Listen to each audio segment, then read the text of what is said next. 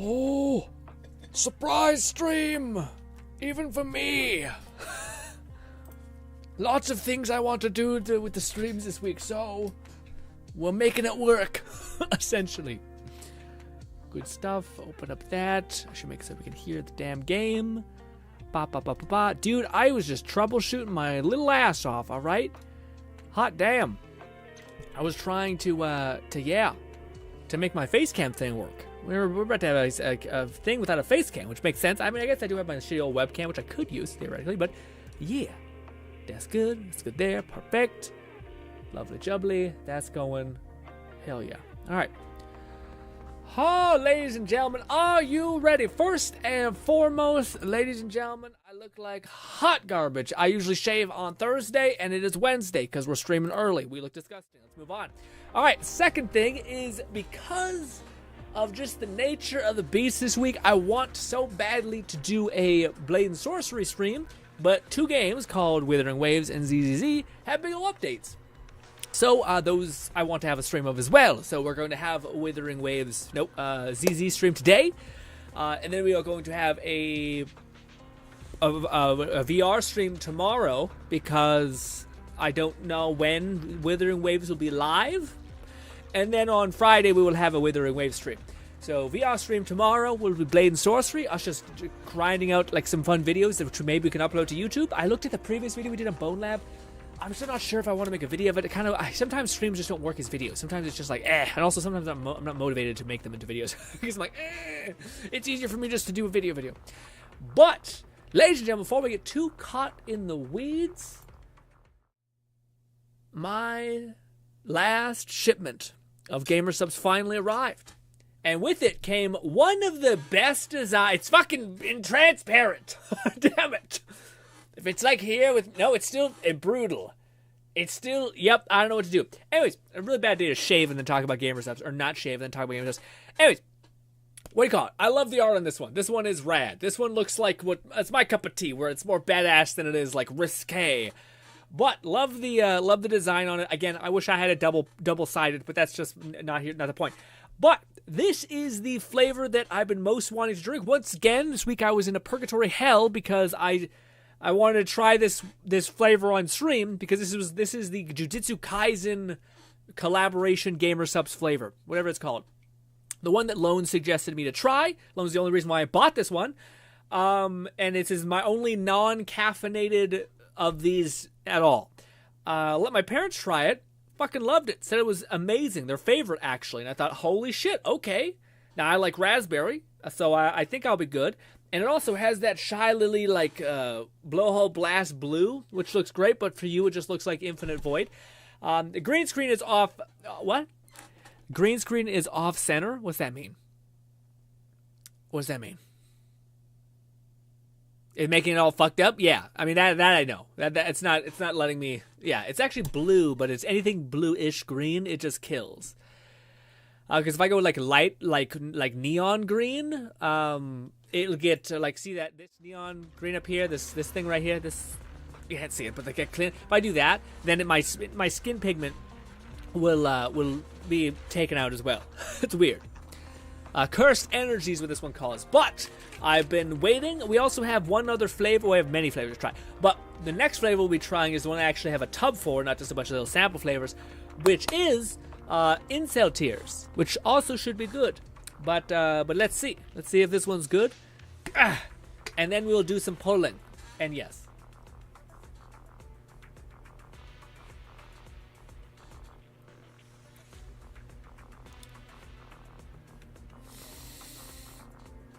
That might be my favorite, actually. Holy shit. You know what this one is? This one is like Starburst. Or like, it's not Starburst, sorry. It's like, you know those like, it's like a blue transparent candy. It's like tangy a little bit.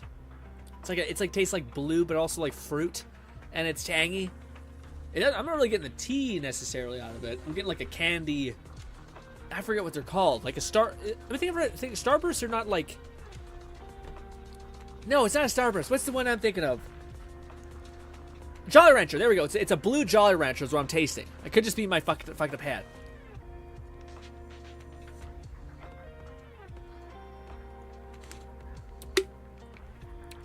That's delicious. That's amazing. That's incredible. That might be my favorite, actually. Whew. Good taste, Sloan. Also, what do you call it? Stitch says, Logan, I want to make, what is that? Cook? A creek? What? But it's more, what the hell do you say? What is that? What, Stitch?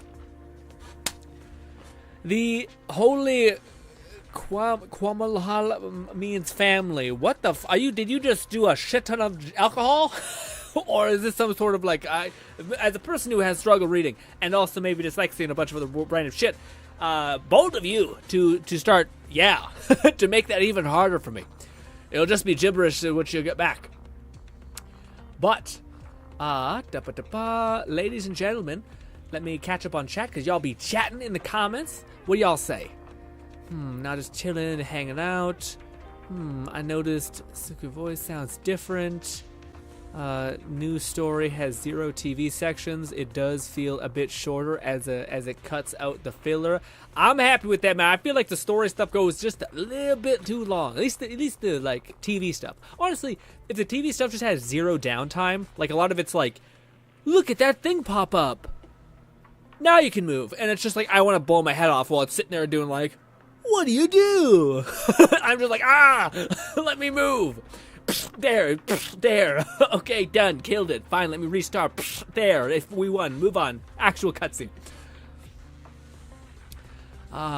Fluff says, yeah, there's apparently a lot of changes. I didn't watch a video. I pulled it up in a tab and I forgot to get to it. But I've seen that there's a bunch of new stuff happening. Plus, so long as we are not forced to switch to characters, I'm happy. So long as we don't have to do that always, I'm through the roof. Haven't done Quinley's story yet, but it's should be good too. Plus, there's a bunch of new commissions and events to fill out. Most of 1.1 overall. I'd say 1.1 is a win via changes of unfinished blemishes. Yeah, it made it just better. A quality of life update. I need to get a patch. All I did after the update was spend my resin. Gotcha. What's good, Opa? Been a minute, buddy. How are you? Green is certainly centered off. Cursed Energies was called. Fluff says, since you enjoy the creamsicle flavor, I do recommend order. I did. That was my other order I had. So I ordered, the second order that I made was Lone's Jujutsu Kaisen suggestion and then Incel Tears. Because it's peach cream, exactly. Yes. Oh, you got that too? Great, yeah. First stream with my second monitor. Let's go! I'm on a second monitor. Look at us. Visible. Before we decide if a tiny short girl with pigtails is worth it, I still have yet to see her goddamn trailers and shit. Let's see if she wins us over. I bet she does, but I don't really know. Why? I hit the tab. Zen. There we go. What's the name again? There it is. Trailer. We'll just go trailer. No, I don't want reaction. I just want trailer. Thank you. I put a slash in accidentally. Okay, that one. And I think that one. Okay. Let's rock. Shh. Let's turn this off. Too loud. Hey, Zenless. You're kind of coming at me with a bunch of sounds right now. I need you to knock it off. All right, there we go. Boom, boom, boom, boom. You guys ready? What's good, Lude? Lude, this is not a VR stream. Tomorrow will be a VR stream, so you might want to pop in then, but I love you anyway. Boom. All right. Ha. Do. No, Lone says no. No, the top corner. Oh, is it what is happening? Oh, this little thing there. Is that better? It's still there a little bit. Okay. Best I got. What's good, Bolty? Oh, no, sorry, not Bolty. Blaze. Goddamn, or Lord. I always say Lord. Sorry. A little scattered. Slow down. First stream of the second monitor. The tea is very light tea. Well, I did put 3 scoops in it. Which, by the way, that's a whole, like a math equation, by the way, for gamer subs and stuff like that. I'm finding out that for Blowhole Blast, I can handle 1 scoop. I think it's the lime that I have an allergic reaction to. It makes my throat feel itchy. So 1 scoop of Blowhole Blast I can rock. What is it, like 3 spoonfuls of creamsicle? 3 or 2 I can rock. But the other one, that like anime abs or whatever, I need fucking all 3 of those, 3 spoonfuls, in order for it to be bearable. So I'm interested to see how much is too much and how little is too little with these new flavors.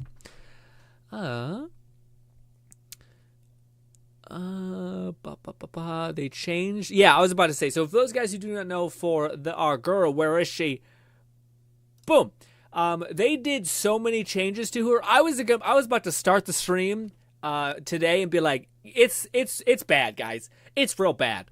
Not only does the one Electro girl, who most people already have leveled, seem to be like just a better overall quality of life, like stun person really fast kind of character, but she gives you like a slight bonus in amplification of damage. It's like 30 or something %. It's good.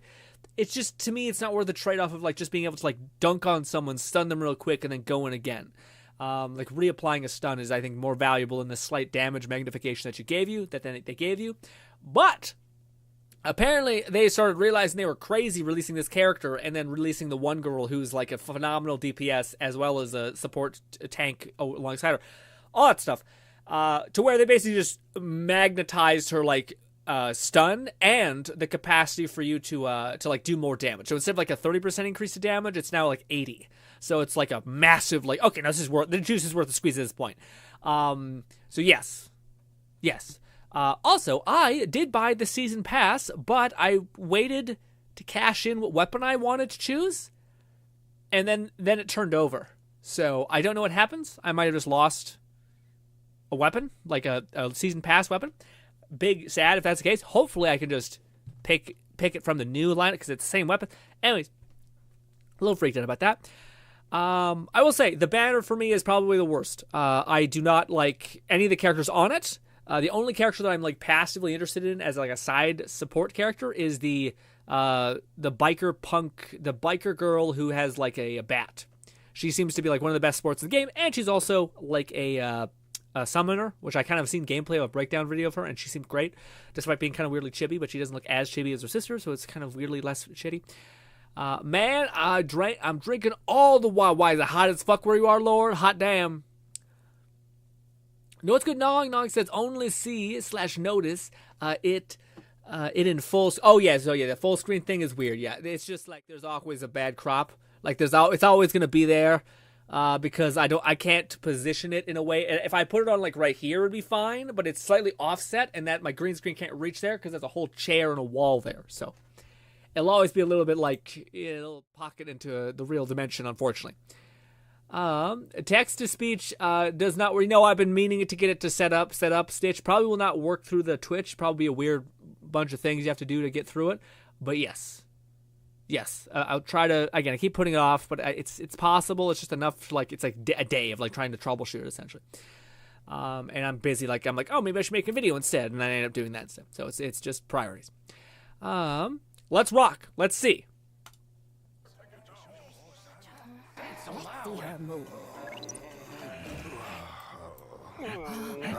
That's gay. Cheating! Sure. She loves green. And jade.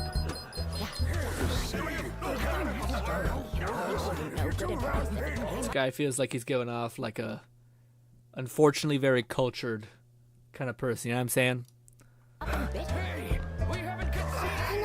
This guy's a creep. You can tell this guy's a freak, pervert, alright? Requires my attention. And don't forget this. We can continue once I get back.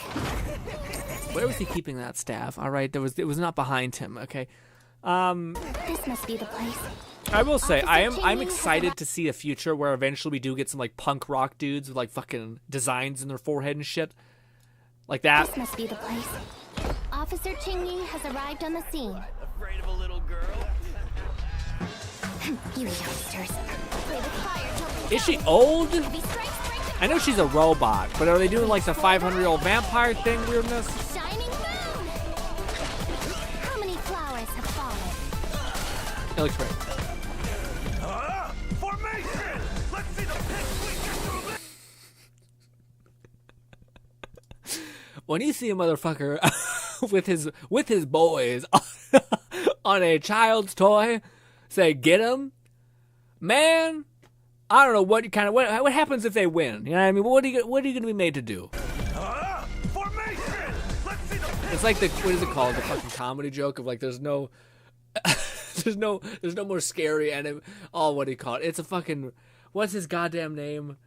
Oh, I'm gonna butcher it. But the joke basically dissolves into like, imagine if you were like it wasn't just like an army, but like one of the like imagine the scariest army in all of Sparta. All right, the fucking 300 guys. All right, notoriously gay men. All right, all on the table. So it's not even about you just dying.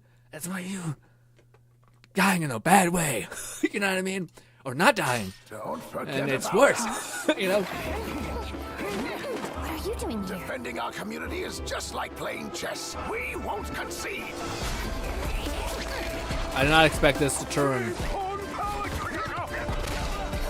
I do love how spaghetti cartoon logic is so prevalent in these games. This man breaks every bone in his body as he turns into liquid. Actually. Kung Fu hustler moment for sure. Definitely fun. A leak.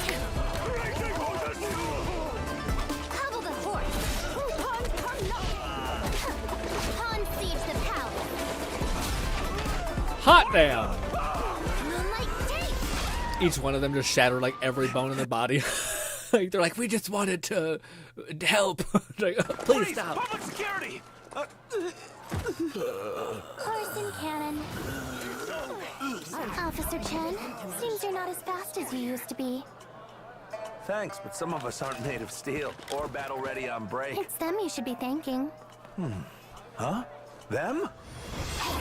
Can be deceiving.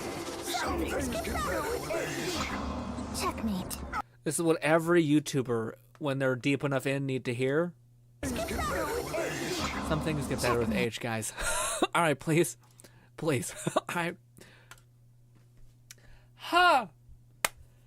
What is this? This one seems like it's more serious, which I kind of do prefer. I do enjoy, like, the goofy funness, but I also, it does feel like, at a certain point, like, I don't know. Maybe I always just want what the other thing is, you know? Like, there's something like, oh, you know, if it's too serious, then I kind of want it to be a little bit, like, goofy, and if it's too goofy, then I kind of want it to kind of ground itself a little bit, too. That's what games are lacking. Metalheads. Games need more rock, punk, and metal. I agree. I think it'd be a great ad. Should be my selector. Okay, I hope so. I hope so, Lone. You should have received the selector from the weapon, assuming you were in the right level for the... You know, I maxed at the battle. What's good, Bolty? We're seeing if she is worth pulling as far as character-wise. I think she is. I think she's great. Even though she's one of the, like, the least favorite archetypes, which is, like, the dead inside, feel nothing kind of character, she still doesn't... She has that, like, approach, but she doesn't have that effect. Does that make sense? Like, she speaks neutrally, but has a bunch of personality.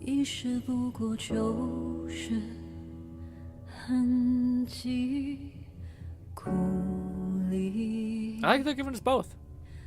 Like sad and sorrow a little bit with like goofy fun, broken spaghetti bones.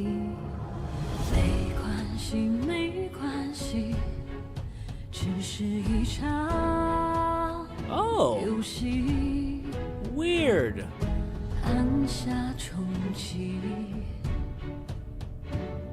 I'm sure I'm way off, but that's exceptionally compelling. That's like a really fun idea if that's to be, if I'm correct on that, but the idea of like, okay, yeah, she's an android or whatever, and she has to like, how does she learn essentially to be like a combat droid or something like that? And I wonder, like, oh, maybe they put him in a simulation of like you actually being like a Ronin or something like that, or a martial artist back in the day.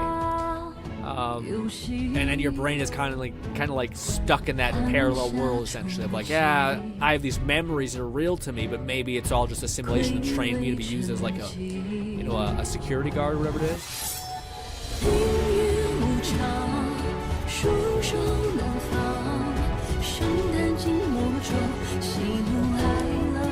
This might be copyright. Ooh, oh yeah. So this is the thing that they were talking about. Oh no, sorry, I'm talking wrong game. But apparently Wuthering Waves is very much open to the idea of skins, like their previous game has a ton of them. But this skin, dude, would be rad. Again, I feel like because it is MiHoYo, I can't get excited. Why? Is because I still remember seeing fucking Zhongli like the coolest skin, and nothing. Still haven't got his cool like rock arm skin. Granted, you don't really have like Zhongli in the field for a long time, so it never really made the most sense. But same thing with Venti. He's also a support, yet he has a cool skin. Hey, well, I'm locked in. This is actually compelling. I don't know what the.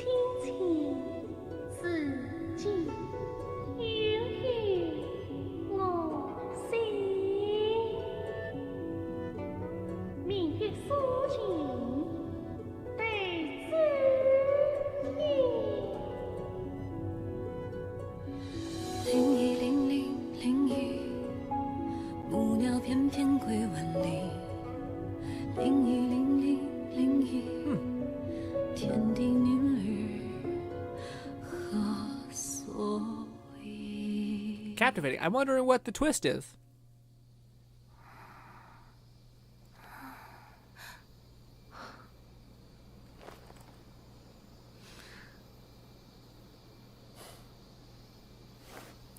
Is it fucked up that I seen Twitch chat on her monitor when it's probably just code? Is that fucked up? Anyways, I think it's awesome. That's a solid win for me. I think that very neat. That's interesting. I'm actually compelled about what her backstory is. Shout out to fucking MiHoYo for actually like doing pretty good story trailers like that. I'm happy that we get both. We get a little bit of this, we get a little bit of that. Do they give us any goodies? Claim all. Ooh, 60 weeks. That's not terrible. It's not quite a 10 poll, but still. Maybe with the login rewards, it might add up to that. But not bad. What is this? Ooh, okay, so I think they might have done it where we can, like, because my biggest issue is I'm annoyed that I still haven't got to endgame, and my only option is just, like, bang out story for, like, a millennia. Because I don't want to do story until it's the best part of the game. Why would I do it so quickly? I want to, like, wait. You know, I still haven't get to, like, 50, which is where you actually get, like, your next main level and you're kind of at endgame. But yes, I haven't gotten there yet, and I feel like it's just a fucking waste. Also, sorry for this. Okay. Ladies and gentlemen, if you are new here, we will always test the character, see if we're vibing or not, alright? Then 2, we will do single pulls until my chat screams at me like bloody murder because I am not lucky with the 10 pulls. We've established that it's been bad every time. And yes, what is this? Oh, is this a quest? Do you get a player in the quest? I bet you get a player in the quest, and hot damn! They are setting themselves up for, like, story on story. Or, sorry, skins on skins, if they ever did want to, you know, make even more ludicrous money. New holo things. Stuff like that. Cool. It's a lot of shit. Holy crap. Like, are these quests or are these events?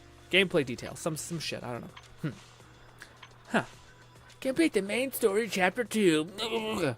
God damn it. I hate when it says that. It just drives me nuts. I hate when they fucking put, like, story-dependent things everywhere. Because it's like, I don't want to do it yet. You know? Bodhi says, I know a very bad take here, but tell me if I'm wrong. I feel like Hoyo really stepped up their animation budget after seeing Wuwa doing so well with it. I could see that. I could see that. I think it also comes with the fact that this game was successful. You know, I think MiHoYo is always like, what's this game's audience? And if it doesn't really pop, then it's like, let's not invest too much into it. Let's keep it going because it can make money for us from whales, but But it also probably is the fact that this game, I think, did do well. Kind of captured a lot of the Genshin audience. So I think that's part of it. We're like, oh, now we can just reinvest what we made in the first week into, like, the budgeting things. But yeah, I don't know. We'll see. I think it's probably an element. Again, competition makes things usually go better. So, like, the fact that MiHoYo is like, maybe. Lone says, all right, time to pull. We're getting her in one multi. So we're not doing a multi, Lone. We're not doing a multi. Damn, holy. That's the main story quest. Oh, that one? Oh, I see.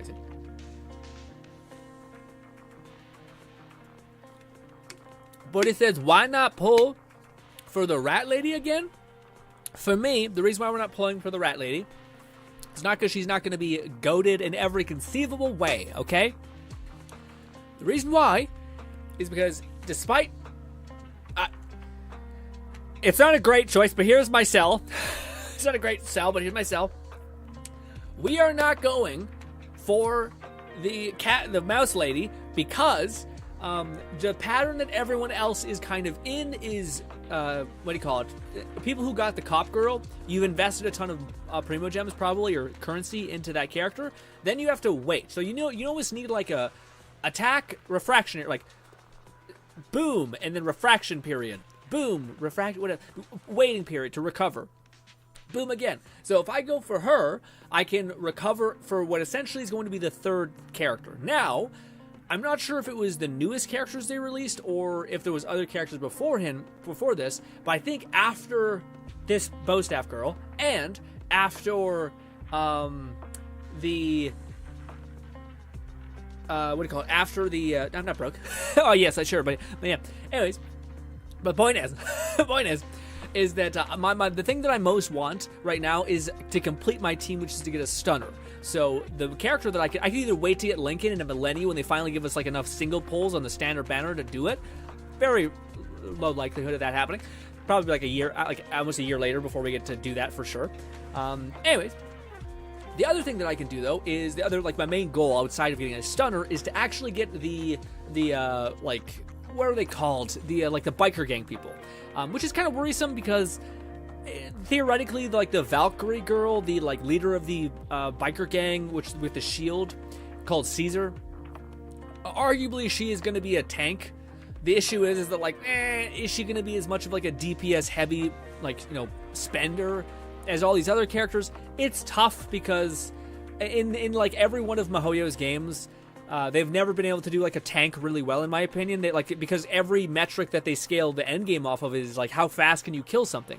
So, and maybe this is the character that breaks that streak. It's not to say that they make tanks bad. It's just that they're never like the thing that everyone uses because it's not the thing that is most valuable. Like yes, Zhongli it was amazing. You put up a shield, you have tons of survivability. But it just never was like a thing that mattered in Spiral Abyss. Really, it was helpful. It was a useful like gain, but I really hope they find a way to make Caesar. Somehow like maybe it's like you absorb damage in your shield and then you can expend it. Like I do hope there's a way to like become a ferocious DPS because it's a shame to look like that and then to not be able to play that character. So that's why we're spending now, so that for probably 1 or 2 cycles we'll then spend on the one character. Also, it drives me nuts that the other person that Caesar's coming with, the one who has like who has Tamphos. People keep calling flamethrowers, which I get they're flamethrowers, but they're also predominantly Tanfos. So, like, why are people calling them flamethrowers? I know they're flamethrowers as well, but it's weird to call them that when they're so clearly meant to be Tanfos. Anyways, pissy aside, are we ready to try these people out? Let's see. Play demo. Yes. Good stuff. Oh, let's play the thing. Got it. Start demo. Let's rock. Apparently this character can be pseudo-complex, given what you have, I guess.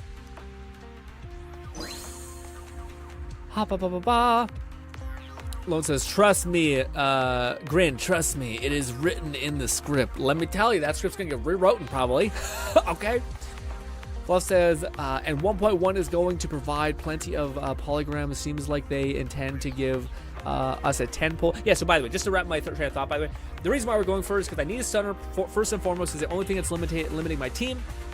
And I'm going to be working on a physical team, and that's what people are speculating is going to be those 2 characters. So like both of the like biker gang girls, both of them I'm going to basically be prepping for because there's a fire character that you could get, and then there's also like a shielder S-rank Caesar character that you could also get, and she's likely physical, and then the bow staff or the Tamfo girl is likely fire.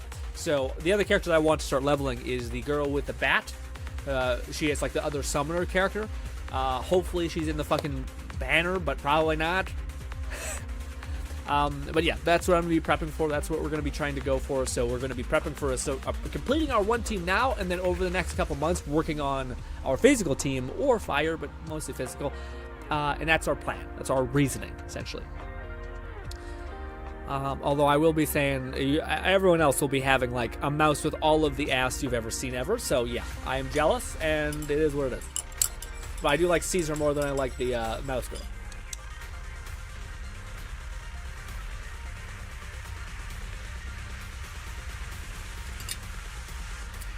Raid says true. So what's good, Raid? True. There's a bunch of freebies. Ooh, okay. Fluff says Caesar should be 1.2. Not sure if she's going to be the first or second phase. Bronca may be A rank, but we haven't gotten confirmed her yet. Yeah. I feel like she has to be like a support of a kind. But thus far, all the characters in that like whoever made the biker gang cooked. Like the girl who spins, despite her looking like a child, destroys. Her sister who summons like little fucking pigs, eviscerates. So I hope they keep that trend going and not like, the other characters suck ass because we have to balance it out. I hope they just continue to, whoever made that team is like, no, I got you. I know how to fuck shit up. I know how to make a character like seem like they're doing too much.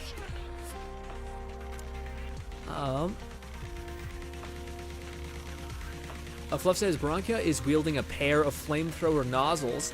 That's not really. I think it's a Tonfo though. Really, I feel like it's much more of a. I feel like it makes sense that she's not going to go like. But I feel like she's going to do hits and then like spew fire essentially.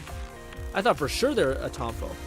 No, I know she's an anomaly based. I'm not saying that she's not fire, but I'm also saying that to me, I think her movement kit is going to be a Tonfo with like doing breaks in her like melee combat to then spew fire from the nozzle end.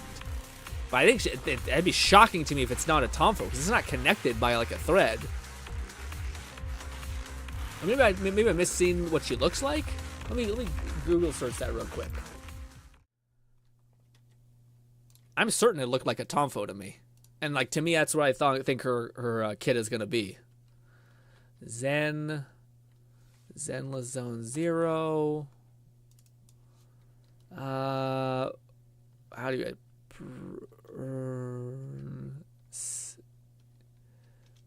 I don't say that right. NICE.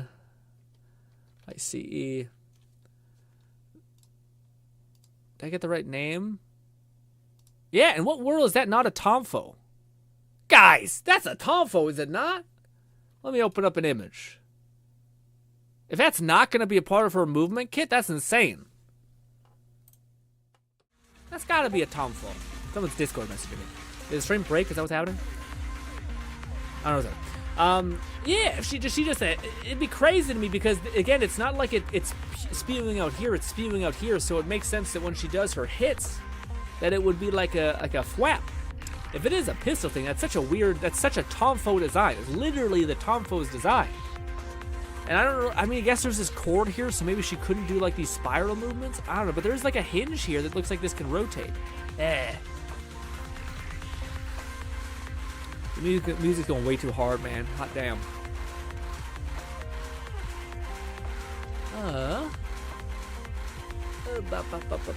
She's more like a flame-wielding cheerleader, huh?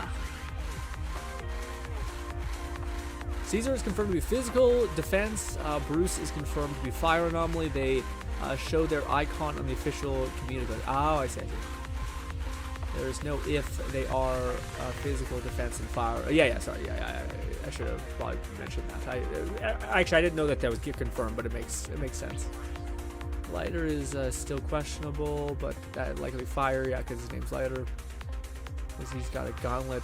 Blunt weapons are using stunners.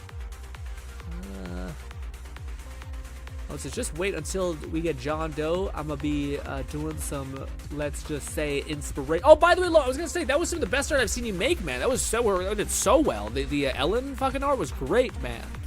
That was fantastic. The twos are going through her slate. Yeah, I mean, maybe I think Fluff is Discord messaging. Maybe he's Discord messaging me some like clips essentially. So maybe he knows exactly the way she hits, and she hits more of like a what do you call it, like a cheerleader. But again, it's such a waste because it's such a design that's ideal to a Tonfo. Like it's not even Yeah. Besides being wired into a wrist, it's just weird if it was. No, again, guys, I'm not saying that it's not a flamethrower. I'm saying that it's like a collaborative weapon by like being a flamethrower and a tomfo. Like as if you were like, oh, let's make a flamethrower and a tomfo. Let's mix them essentially. Tomfo guns? Yeah, no, for sure. I'm not saying it's not a fucking flamethrower. I'm saying it looks like it's such inspiration from a tomfo that if it was just a bunch of like, like a cheerleader or something, that'd be ass. I'd be like, what the fuck? Why are you taking the tomfo's design, man? I was excited we were gonna have a tomfo character.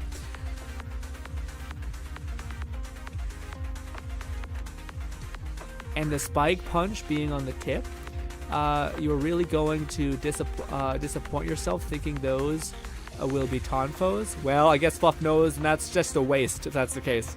What a shitty looking flamethrower. What an absolutely wild looking. Ugh.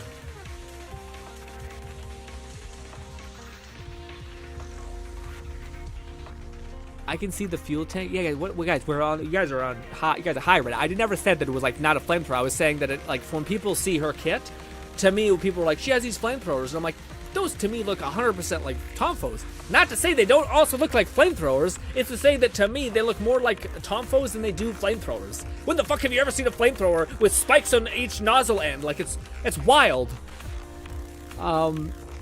Which is, I thought she had a flamethrower. Yeah, guys. Again, I'm going to lose my mind. I never once said it wasn't a flamethrower. I said that, to me, I massively see a tomfo rather than a flamethrower. Not to say that it doesn't also look like a flamethrower. It looks like the Ruby idea of take a gun and like a melee weapon and merge it together. Yeah, the Ellen Quartz was good, crazy good loan. Art was crazy good. We should still get tomfo used in the future. Yeah, hopefully. I was just waiting for the leaks of their gameplay. Yeah, it'd be cool to see. Okay, maybe Fluff actually seen the leaks. If Fluff is not 100% on that, then what do you call it? I'll be livid. Fluff out here making like, you'd be disappointed if they're tonfos. I'm like, oh, Fluff has no shit. During the third hit of Qingyi's basic attack, repeated. So I've seen a couple of videos of her. I've seen a lot of videos actually from her because she was in the PSR, the test server. I don't know the exact nuance of her, but essentially you're just trying to get to this weird button mashy, smash everything around you, like attack string, and then you do a hold charge to do a bunch of damage. I think that might have gotten patched. I don't think so because I think that like staff lunge is what applies the scaling damage multiplier when it basically improves the stun multiplier from being 100 to I think like 180. So follow up with the fourth hit. Activates a skill. She deals electro damage. She will accumulate flash connect. Yes, fantastic. When using a move that deals electric damage, flash connect voltage is accumulated. Gotcha. First of all, looks pretty cool. Like, I hate that we can't jump. It's just a weird thing that I want to be able to do. So we got some good. Yeah. So yeah, it's just. Can I hold at that point? No. Okay. You have to just button mash. Okay. It's a little weird. Oh, apparently you can. Wait, dodge? Am I fucking up? Yeah, it's just a little fast. Oh, okay, maybe we can't do it. That's a little weird. Oh, I wanted to keep. I hate that it does this, where it's like, let me teach you about the character. I just want to feel like the character. Let me hit a button that says like start tutorial.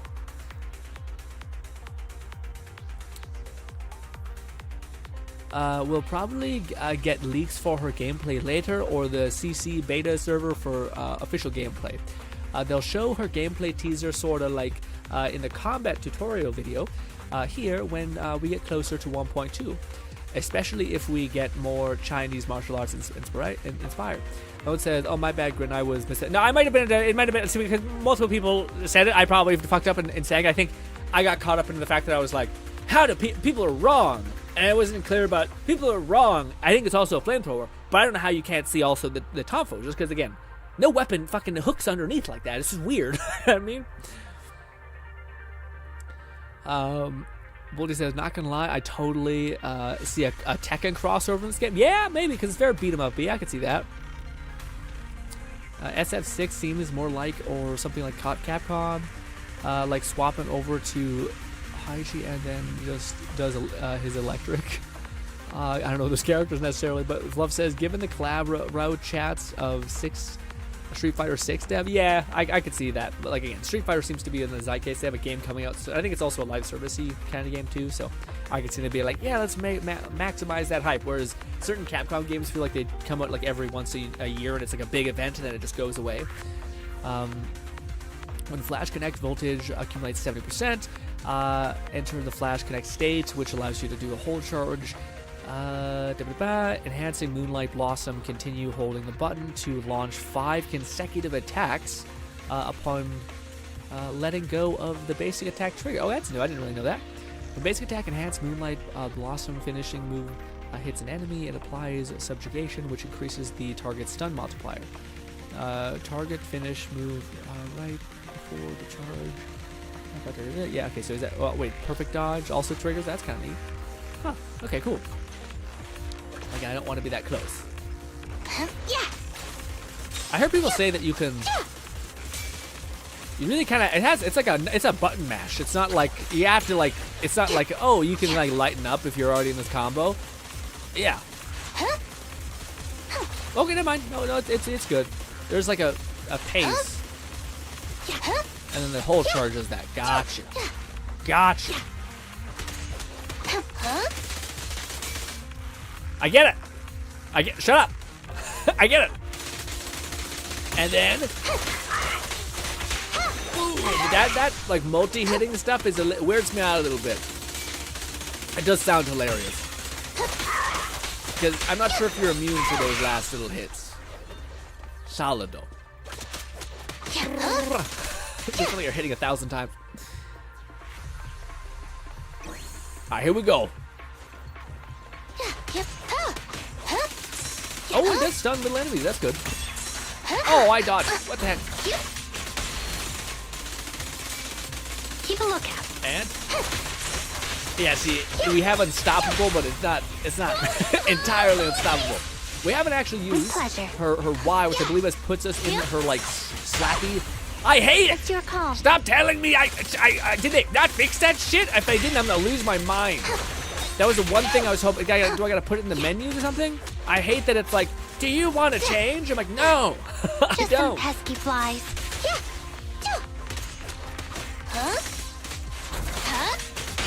Again, Together cancel. I don't want to cancel it, man. I guess it doesn't seem like it activated it again. This is the moment. I have to keep canceling it? Why can't it just be like, you have it ready to rip, if you want to use it, you can use it. You know what I mean? I do gotta feel out like the flappy time. Like how many little flaps do you need to hit before we're ready to rip? And, oh, stop! Damn it! I didn't mean to. It is button mash. It is like you gotta fucking sit there and like really give it 100%. My finger's gonna fucking hate me. And because fuck it. Let's see what she uses. Justice is served. She doesn't have apparently a very good ult. It's not worth popping off and doing. Shut up! I don't want to do that. This. And at this point, we have the stun, and we'll switch over to you. And now we can just cook.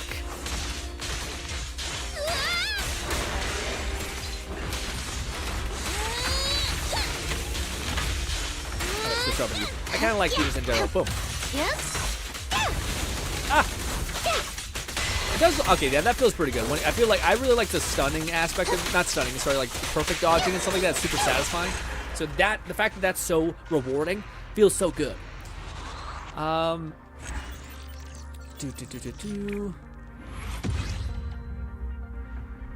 Could also be meant as a counterweight.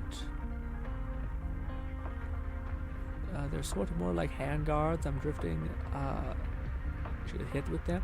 I mean, have you looked at the Sons of that? They've got spikes and other edgy designs already. We'll see. Again, you might be right, Fluff, but to me, unless it's confirmed, I still think those might be used as like a melee weapon. Because like I otherwise I just don't know how she'll fight with them. Like, is she just gonna do like how do you fight with a flamethrower besides like boom, boom, boom? Like, we don't have a gunner character besides what's his name? the robot guy who actually is like just like uses his pistols pretty like iconically to how you'd use them. I feel like they always throw in some like melee gibberish essentially. So yeah. Like even the cop girl also does that. She doesn't just use her gun as a gun. She uses it as like a weird impromptu punch as well. I don't need to be. Actually, I probably could learn how to use Wuthering properly. I got better. Hold this rapidly. We just chop. Oh, actually, I didn't know how that was how Verena was used. Or not Corrin, sorry. I mean, not Corrin. Okay. You have to turn on manual chain off. Okay, perfect. Options. I still think it is. That should be off by default. It's just such a pain. Maybe it's because most people are like, yeah, I love it. It's just more, take control away from me. Maybe it's also mobile, I think. It's probably that. You have to turn off manual attack. You would think Qingyi anomaly character would, with the way she attacks. Yeah, for sure. Yeah, she attacks so much. She outputs a ton of an element. It's only triggered when you use special. When with manuals. I just want it to not. I would, again, I'm not sure if I'm going to have my way, but I thought when we were listening to it, it made it sound like they'd be like, oh, it's a choice. Like, it just becomes like here's a buff that if you want to, like, use it now, you can. I just don't like the idea, like, I'm starting to get into a flow of things, and then they're like, do you want to do this thing? And I'm like, man, I don't. I would rather just keep my flow thing happening. It'd be great, because if they're powerful, it's a powerful effect. I don't know where it's located, though. You guys are yelling at me like, hey, turn it off in the menu. I'm like, well, what fucking where would it be? Controls? I don't think controls, maybe input, maybe? Quick menu, swap, confirm, cancel key. Rotate is that what it is? No. We really don't have gameplay. Input, I think, would be gameplay. Am I blind? Automatically rotate characters. Quick menu, is it controls? That's actual control things. Do you guys know where it would be to turn it off? Or like not off, but like what you got, like where the option would even be? Language, account. Wouldn't be in graphics, would it? Oh, also, why the fuck is motion blur on and stuff like that? Yuck. I don't know if I should turn off distortion.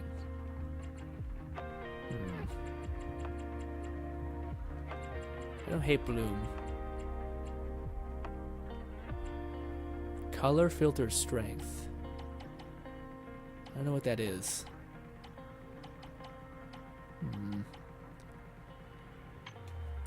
Manual just gives you more control. Maybe shields users her flamethrower to propel herself in all directions while yeah, no, again, I'd be just interested to see what the hell her attack combination is, because it's just a weird thing in general. How do you use a flamethrower as a weapon? Fluff's idea of like a cheerleader would make sense, but it just, her things don't look like pom-poms to me.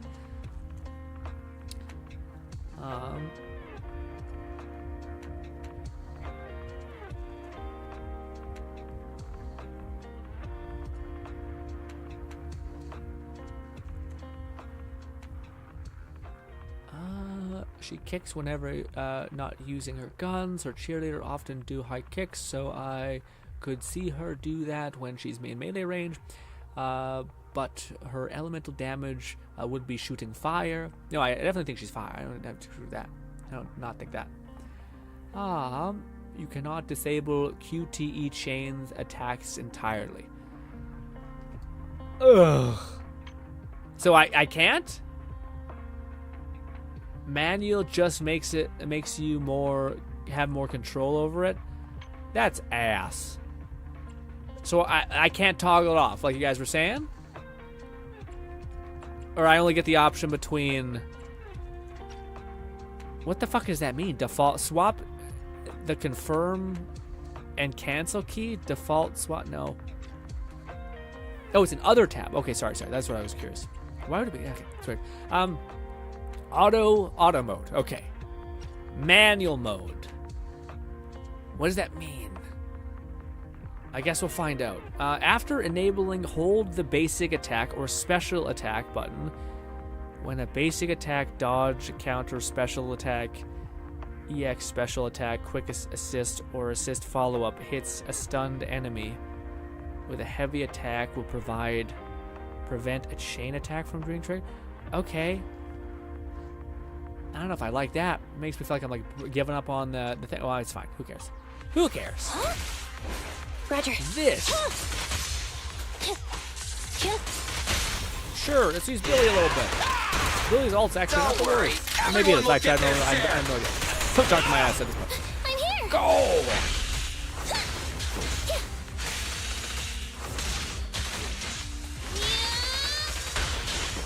Dang it! Let's do some stunning thing. Oh!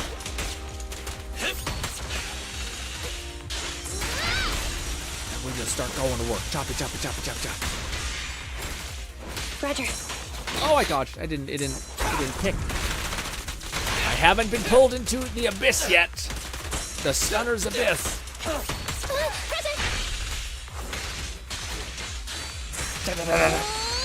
Damn you, what? Fucking, yeah.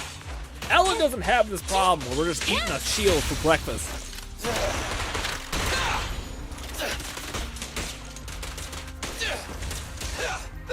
Bigger bad! Yes. Starlight, shine bright! Wrong person, this. Oh, I did, again, I'm trying to dodge. It doesn't really happen. I feel like they fucked with the dodge a little bit. Maybe it's in my head, but I feel like it's not as forgiving. Okay, yeah, I tried to do it then. It just didn't happen. It's really not. I don't know about that. Stand still! I'm here. Oh, yeah, I just need to be a little more proactive. Copy that. Just get fucking stunned, my guy. Jesus Louise. Alright, now this. And then we just chop. And then we just sit here. We let it cook for a little while. Die!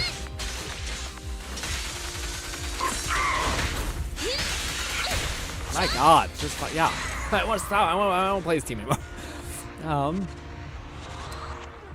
So with manual, it turns you into a hold the button if you don't want to go into a chain attack. I feel like it should be the opposite, but what can you do? Yeah, I'm not even sure how I'm supposed to trigger it now, which I'm kind of fine with. Like, yeah. Hope you guys would tell me at one point in the stream, like, Grin, do you remember this a feature that you could do? And I'm like, oh yeah, yes, we could do that.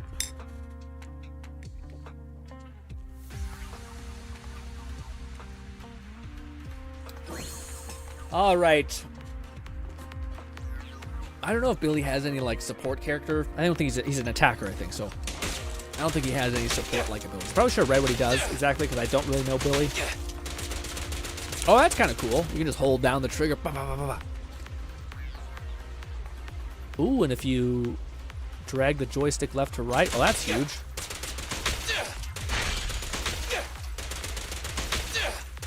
Very cool. We're not doing a lot of damage, but maybe it's because they're all immune.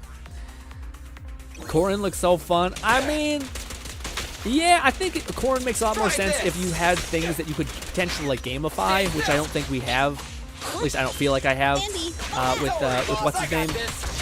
So like Corrin, if you have like a character that every time you attack an enemy you get a special effect, then maybe like I think the biker girl who has like a baseball bat, she has that going for her. She has that extra cool stuff. So how did I activate that? Did I hold charge it? What happened? I do think she has a pretty good ult. Gotta run. Get it. Feel the power of Starlight! Oh, that was a complete juke. They don't make these characters feel very powerful in the thing. You rang. It also could just be that my Ellen team has been just taking care of me far too well because I have a weapon and everything's skewed, probably. Well, there's like a soft range on that. Ah! Leave Billy alone! Copy that. It's still doing it. I don't know what, I don't know exactly what's causing it. Bigger bad! Roger. Thunder. Ah! Chill.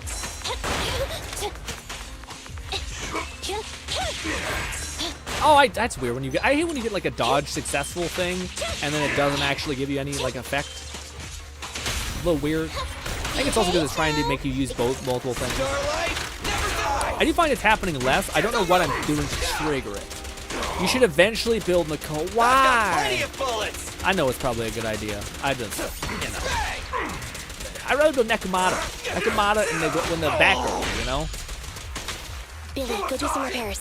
It is hard to play this game when you don't like the characters you're playing. Eliminating target. You know, I don't know. It's weird, man. And it's also a problem because I don't know what they're like. What they do.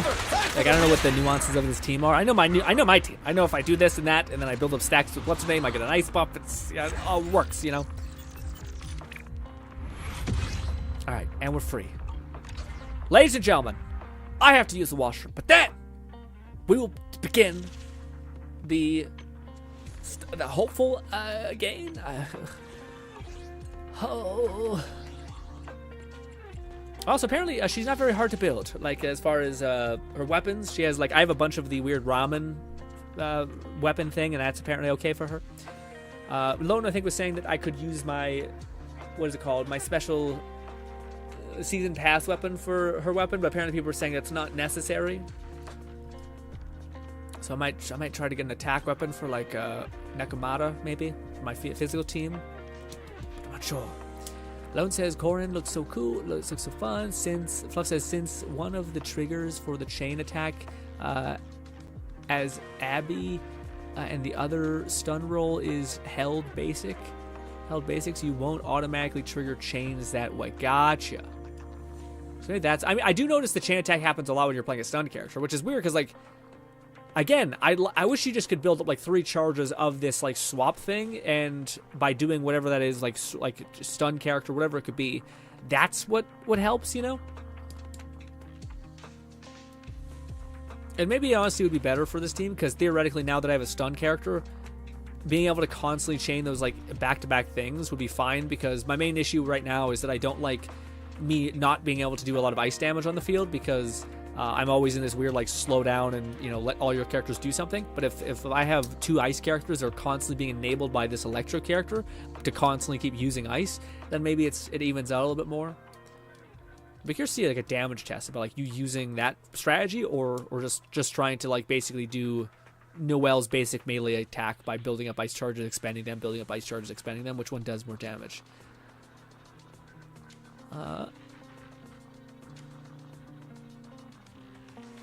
Lone says, not gonna lie, I was thinking about wishing on an engine banner to try and get 1 copy of Corin's engine, but I don't want to have to get lucky pulling Qingyi engine, and I'm about to say, yeah, her engine does not seem necessary in the slightest.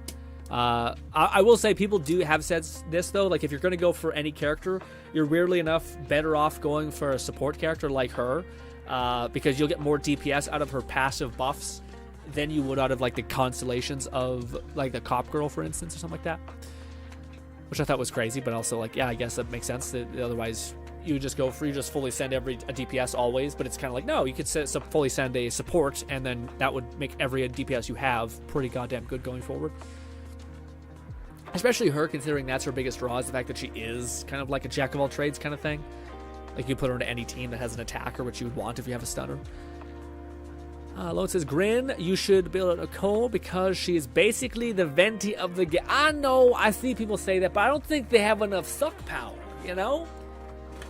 And I feel like with my one character, my Ellen, she doesn't need that much. She does so much AoE anyway, and I find like I don't mind. Again, eventually I'll get to endgame and I'll be like, oh, we're not doing damage anymore. But I feel like I can kind of like get to people, snap the scissors on them, and then start rattling off hits. And I can kind of position myself to where like I can almost create a vortex with some people. So yeah, my only issue that I'm finding right now is sometimes there's like a boss. Like I'm fighting the twins. I finally beat the story with the Lycan, by the way. Great story. With the whole tower thing. But I will say that was the one thing that was a little weird. It is such, and I think this is what Bolty was actually trying to like signal to me, that it is such a stark difference between every single boss to the twins, which everyone can immediately infer of like what the hell they want you to do. They're twins, they're the twin dancers, you have to get them both low enough and then deal damage to them. But it just felt like if you did not have like a stunner character, which at this point I didn't, it is like a whole new world of like you're not dealing enough damage. So for me, it was a little rough. I had to lower the difficulty fighting those damn ballet twins. So yeah, it was rough. It was not too good. But anyways, I'll be right back. Nice one.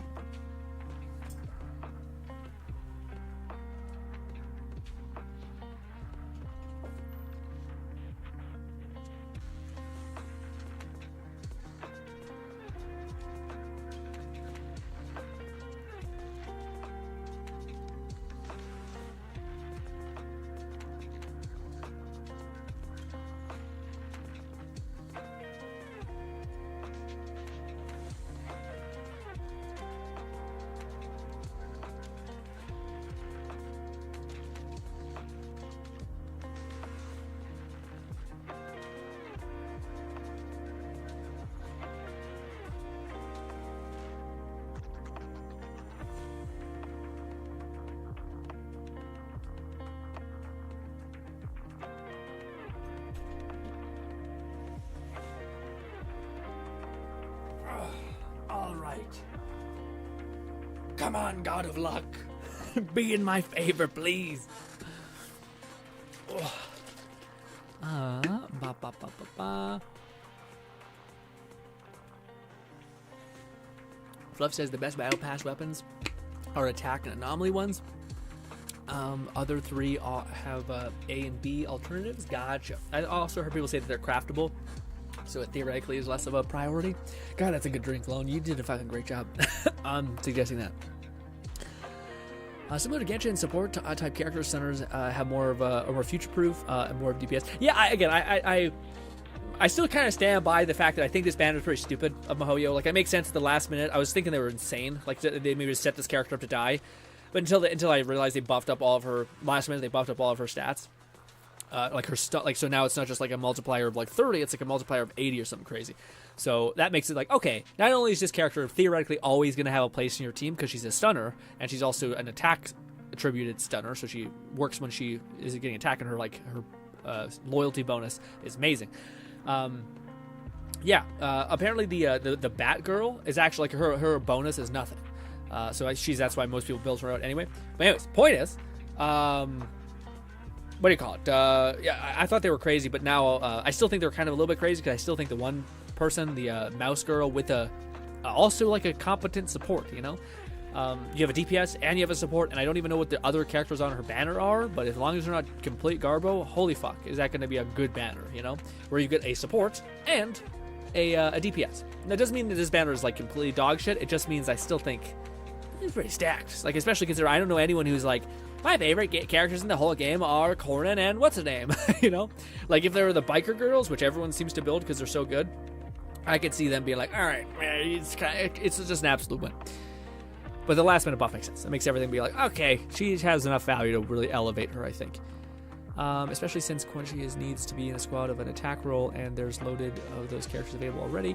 Ellen, Qingyi, and Rina can work very well as an example. Oh, I thought it would have been Ellen, Oni Girl, and then Qingyi, or this person. Is it Qingyi? I don't know. They say it in the story, and I remember it then, but now I forgot it.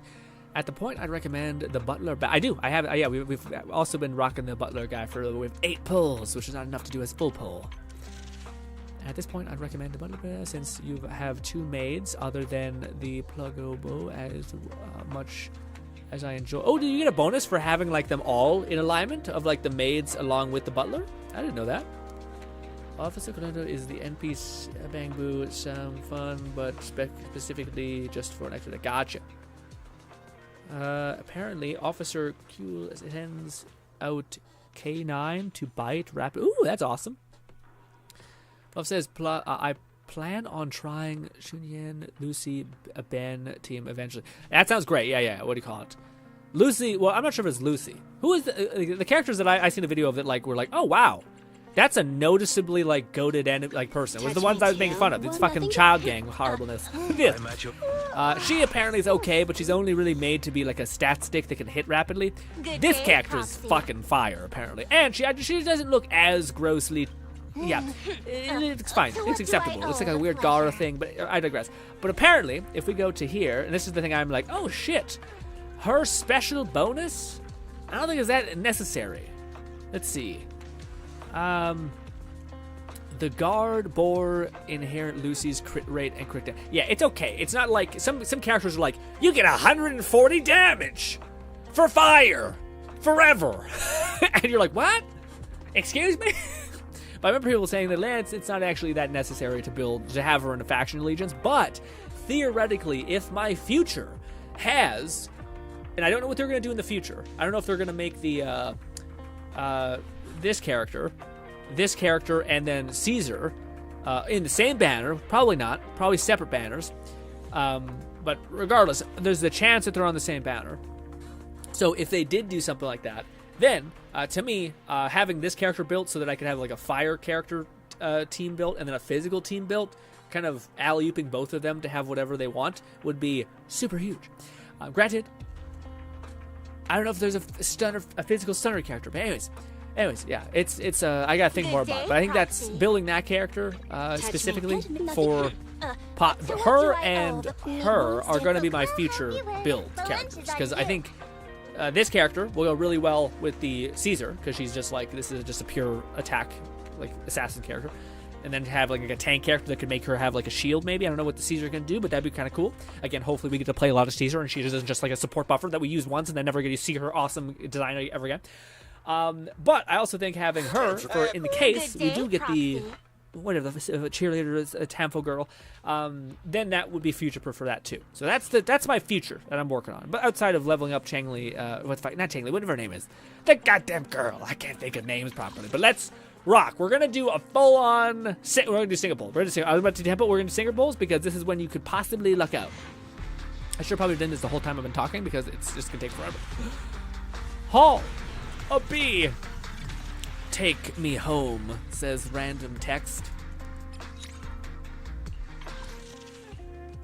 I need to level up her skills and gear. That would work. I was just noting that a full rank. Oh, right, I forgot an S rank here. I feel like the only girl is an S rank. I'd be careful not to skip past if we do get a pull. It's a little presumptuous, I know, but hey.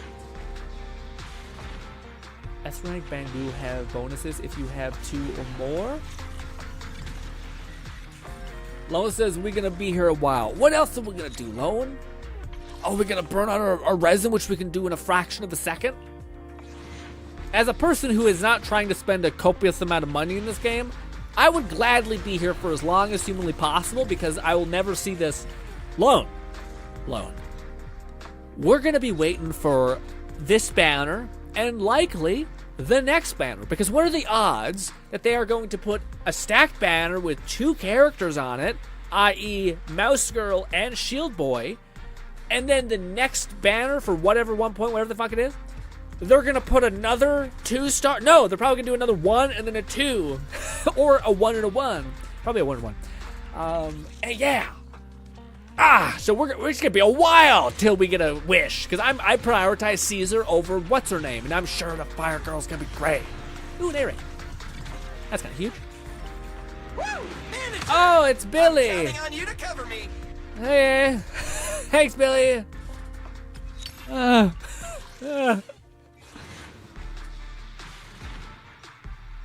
Fluff says Sukaku Oni girl is S tier, but not at. Got you.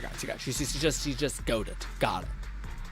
Fluff, what are you going for? Are you going for Jane Doe, like everybody else, which is a good pick by the way. It's not just saying hips or weird shit. It's a solid choice. B rank.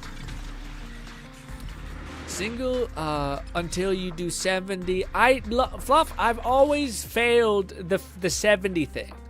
I've never done well with 10 pulls. It's always been bad.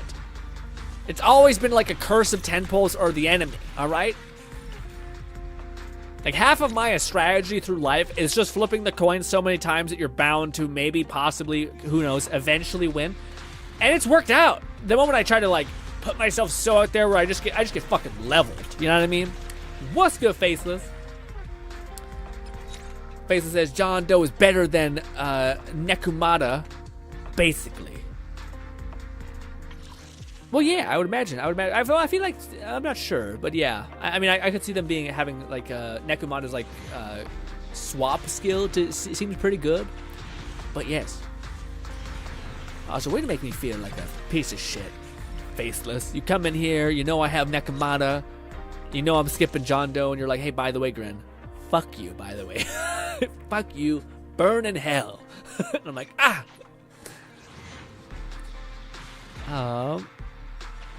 Love says, I intend to get Seth. If I get Jane as a result, I'll take her. That is a man. Although you guys have had a decent bit of luck. Although maybe it's all perception. Maybe it's all like, it's not been that lucky, Grin. I'm like, fair. Similar gameplay style. Yeah, but one is a thick-ass mouse, and then the other one is a child cat thing. Whatever, I don't know. She's a robot, maybe, I don't know, fucking Christ. Nekomata best team, Lucy and Piper. You got the yeah, what do you call it? I was gonna say, oh, is that right? You go Nekomata. I don't like Piper though. Well, I like the girl with the bat. I like the girl with the hammer. I don't even like her gameplay. You just like spin around a bunch. But is it a physical team? It's just because like Nekomata, or sorry, it's just because Lucy doesn't really need anything to profit, you know? Huh. Lone says, nah, ZZZ be treating me right. Better than Star Rail Genshin Evidence. I should say that it's not been next poll. What do you mean? I shouldn't say, ooh, a weapon. Oh, it's goddamn Lucy's weapon at least. That's kind of huge. I think it's Lucy's weapon. I should have looked at what that is. What is this? It's anomaly based. When EX special hits an enemy, one of the 3 possible effects is randomly triggered for 5 seconds. It might be her weapon, but it doesn't sound very, very good. I always hate shit like that. It's like inconsistency of the weapon. It's like, I hate it.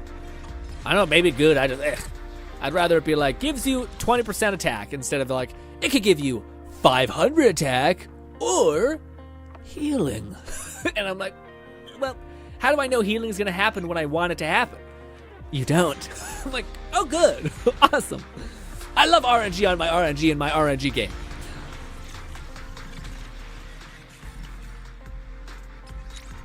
You got Piper's weapon. It is true. It's a good sign. I mean, hope. Yeah. Wait, is that Piper's? Am I getting them? I thought Lucy was Piper and Piper was Lucy. What's the one with the bat? The one who's like fire based. Piper and Lucy are both bikers, so you get passive anyway. Nekomata and Piper are physical. Yeah, no, I get that. That makes sense. That adds up. Also, are we at 70 yet? We're not. We got 3 more. And then we'll do 1 10 more, alright? Maybe. I'm not sure yet.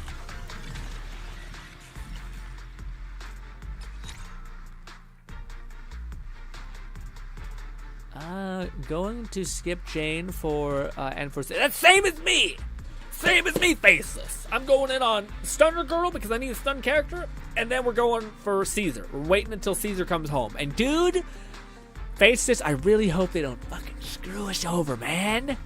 God damn it. I really hope she's good. I hope she's not like, she gives your character a shield, I guess. And you don't really play her that much because she's a tank.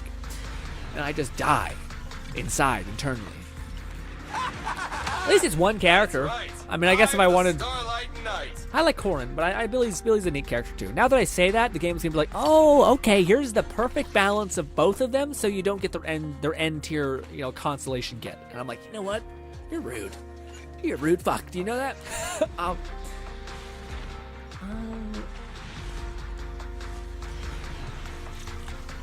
All right, I think we can finally do a 10 poll because we are at 70 polls, I think, or 20 in, I guess. I don't know. What is good, Grace? Grace says Caesar will be probably provide lots of buffs or some stuff for new mechanics. That'd be cool. Again, I really the best tank stuff I've ever seen is the idea that like by you taking damage, you like create like armor over your companion's or your next character's like health.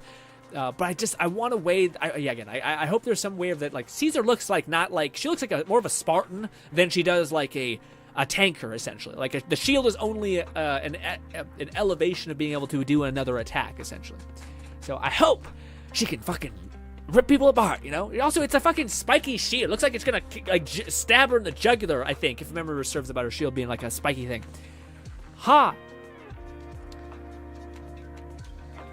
Caesar and Brinico are very recent drip marketing. They'll be in the net. Yeah, no. So we'll be waiting for a hot minute for sure. All right. This is a 10 pull. I hate it. I've never had luck with 10 pulls. Oh, it's so much. It's just like spending all your money at once, and then it's just you don't get any sort of like respite. Huh?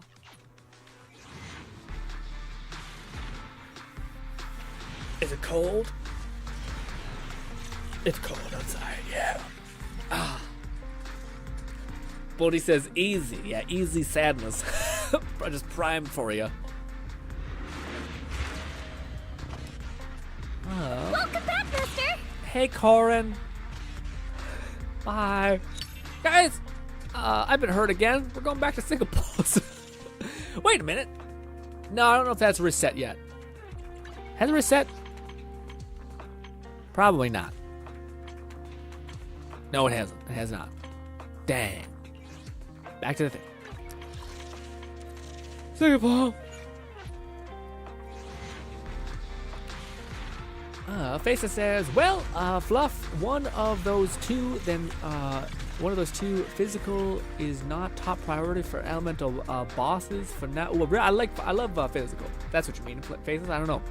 I love physical. Physical seems like the best. It always seems like the best, like haptic feedback. Like maybe it's not the best as far as damage is concerned, but it always just feels like it gives you exactly what you want when you want it. Faces says, Grace says they are already implementing extra mechanics with how Jane Doe has 2 daughters. Oh, that's awesome! I didn't know that. What do you mean? What do you mean? Because doesn't everybody have theoretically infinite daughters? Excuse me. Again, I knew it'd do this. It would give us like the perfect amount of Bens and the perfect amount of Corins to where we can't get to any of their like, holy fuck, the constellations are getting crazy. Bastards. I do love Corin though. She is a favorite character, but I don't like her kit that much. It's just so slow. You gotta sit there and like watch her just chop down a tree for 20 minutes. Fluff says, Ben is definitely a character that does good daze damage, providing a shield and good crit rate to allies who have said shields, so I would assume Caesar would do something similar or under those baseline. Yeah, hopefully it's just, again, my whole thing is that like it's always drove me nuts that Mihoyo just it creates like the coolest looking character that everyone's in agreement, like Zheng Li, where you're like, God damn, this dude looks fire, all right? And then they're like, you're meant to play him for 2 seconds and switch off him and never look at him ever again. And it drives me mental because the Caesar looks fucking epic, all right? And I would love to be able to actually play her a lot and not be like, I guess we could kind of just get by. So we got a weapon that's nice. I think it'd be pity there. Man. It's looking rough. It's looking pretty grim. Our luck has definitely been sucked dry ever since we got Ellen within the first 10 pull. And her weapon. Her weapon we had to go the distance to it for a little bit. Love says, Seth is far more aggressive than Ben as a shield character. He still provides shield, but he is not slow or focused on blocking and countering.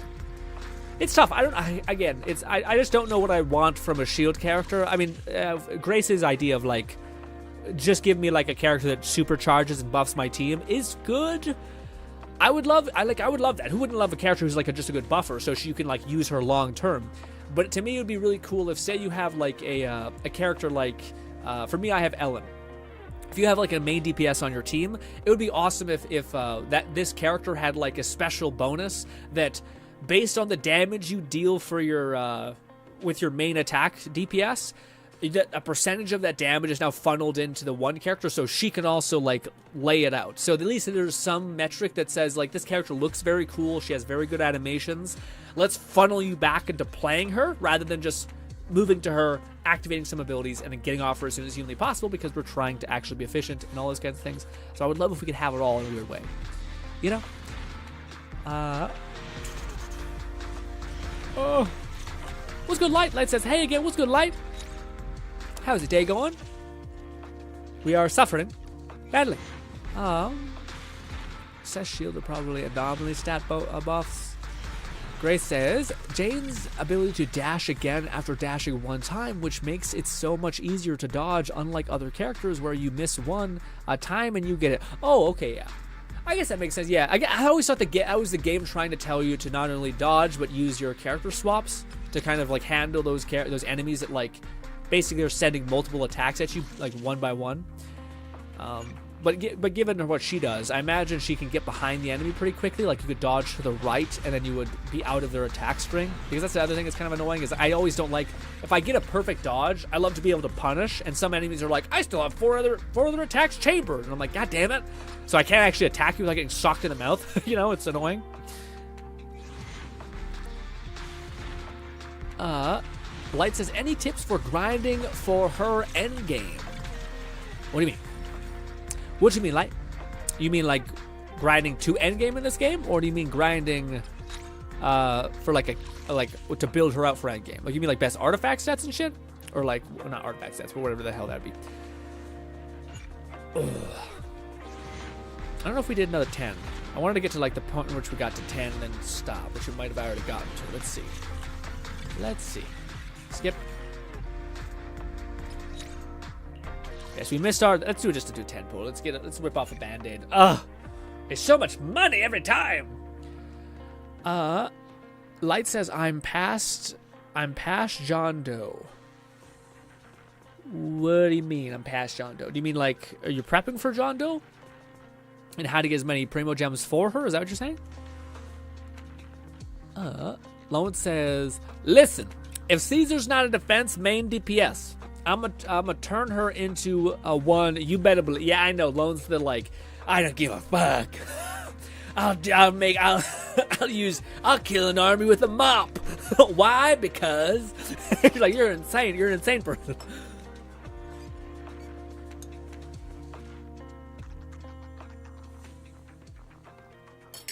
Yeah, I know what you mean, Grace. Grace says if I had the polygrams or the wishes, I'd pull for Jane Doe. But goddamn, did the cop lady rob me? And I get it. She looks great.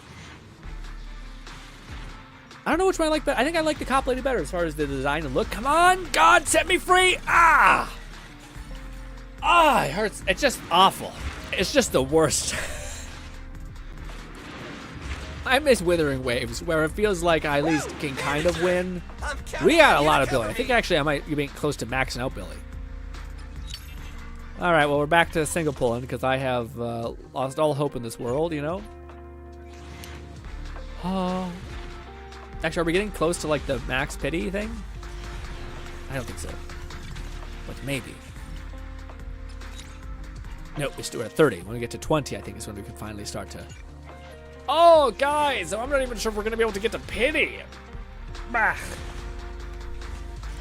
Sad. It's going to be a sad day. We're going to do a single pulls and hope for sweet baby Jesus that it just something gets through.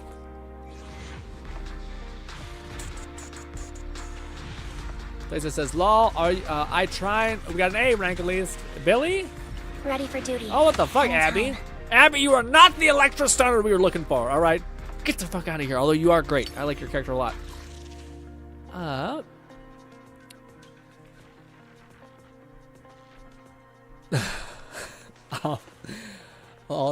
I try and fluff. I got Quinn. I might get Caesar if she's amazing, or the other. I also want to get a good set of every element. That's wild. I can't even imagine you being in a headspace where like I just want a little bit of everything. I'm like, I can't even afford to pay for my house right now. What are you talking about? What are you talking about? About like I have a little bit of this, a little bit of that. And I'm like, what? This will be a single pull. This will be the single, like it came like now, or what do you mean? It's looking not good. It's looking real sketchy, actually.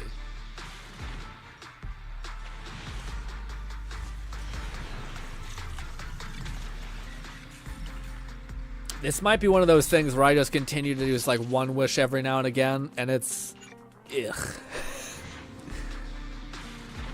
Polygrams are a matter of doing your dailies, and I done all that.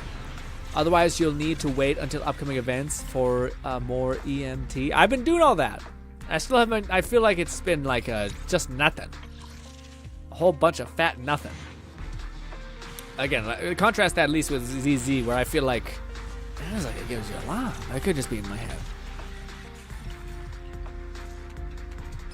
Ba, ba, ba, ba, ba. I mean, it also could be just that there's an incentive for two banners. Like, there's a standard banner that seems really like lucrative, and then there's the other banner that also seems to be like it's extremely lucrative. Whereas ZZ, I feel like I'm like, I've gotten the characters I kind of want from the standard banner. I'm kind of good, you know. I don't have that like temptation to make me feel like I'm like spread thin. So I only just need to worry about this one thing, you know. Lone says, "Listen, bruh, the mop probably OP as fuck." Like an anime when you see someone pull out ineffective thing and then they say it's their weapon to bet us scared because most of the time it is some crazy ass shit. I mean, sure, but also it's usually not like, it's not a fucking mop. It's usually like it's a hammer, like a workman's hammer, and you're like, what's that? It's not like a mop. It's usually like something tangentially like, okay, maybe. Oh, by the way, I started watching an anime. I'm watching Blue Lock. Jack, goddammit, it's Genlock. I didn't know it's a Blue Lock. It's Blue Lock. I think something like that. It's pretty awesome, honestly. It is not quite as like. It's not too much, which I thought it might have been. I thought it might have been like, this is a lot, but no, it's very good. Blue Lock, yeah, very good. It's also like. How do I say this?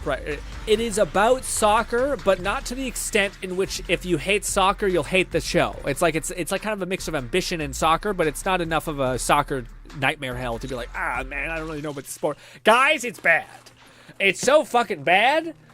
Oh, man. That's it. That's my last one. At least we're ending off on an A rank. By my hand, it's Billy. This endless conflict Hello, shall Billy. reach its end. I don't even have enough for one more pull.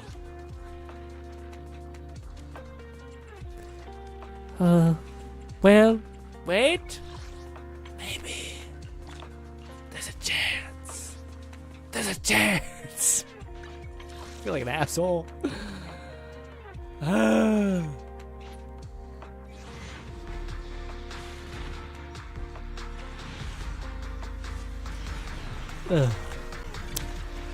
This game sucks. Oh man, that's ass. I thought for sure we'd have enough to get close, but I guess not. And we still could lose, so it's. Eek. Trade dust for wishes? I don't. But. Isn't it gonna be like, I don't want to trade my special currency, you know?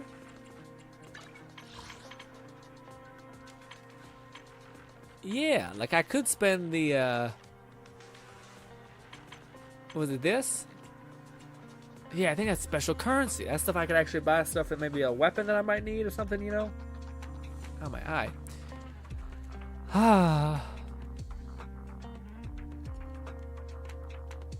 I know I could use the special stuff, but what if what about Caesar? You know what I mean? I'm like, that's where I'm like, maybe I should be careful. I don't think there's a way we can squeeze out just a little bit more pulls, which is a little ass, you know? Ugh. Well, theoretically we get, was it like a 10 pull? It's still not guaranteed get, unfortunately. So, you know. What a downer. What an absolute disgusting event. Okay. Yeah, so this is the thing that I think it wants me to spend. I don't know which one I should spend it on. If it's not rushing me, then I think I'll be okay to just chill.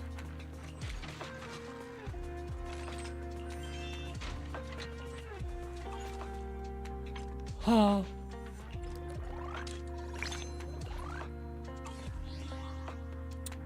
Fluff says, I mean, this is still before soft... No, I know. I know it could get even worse. I'm aware.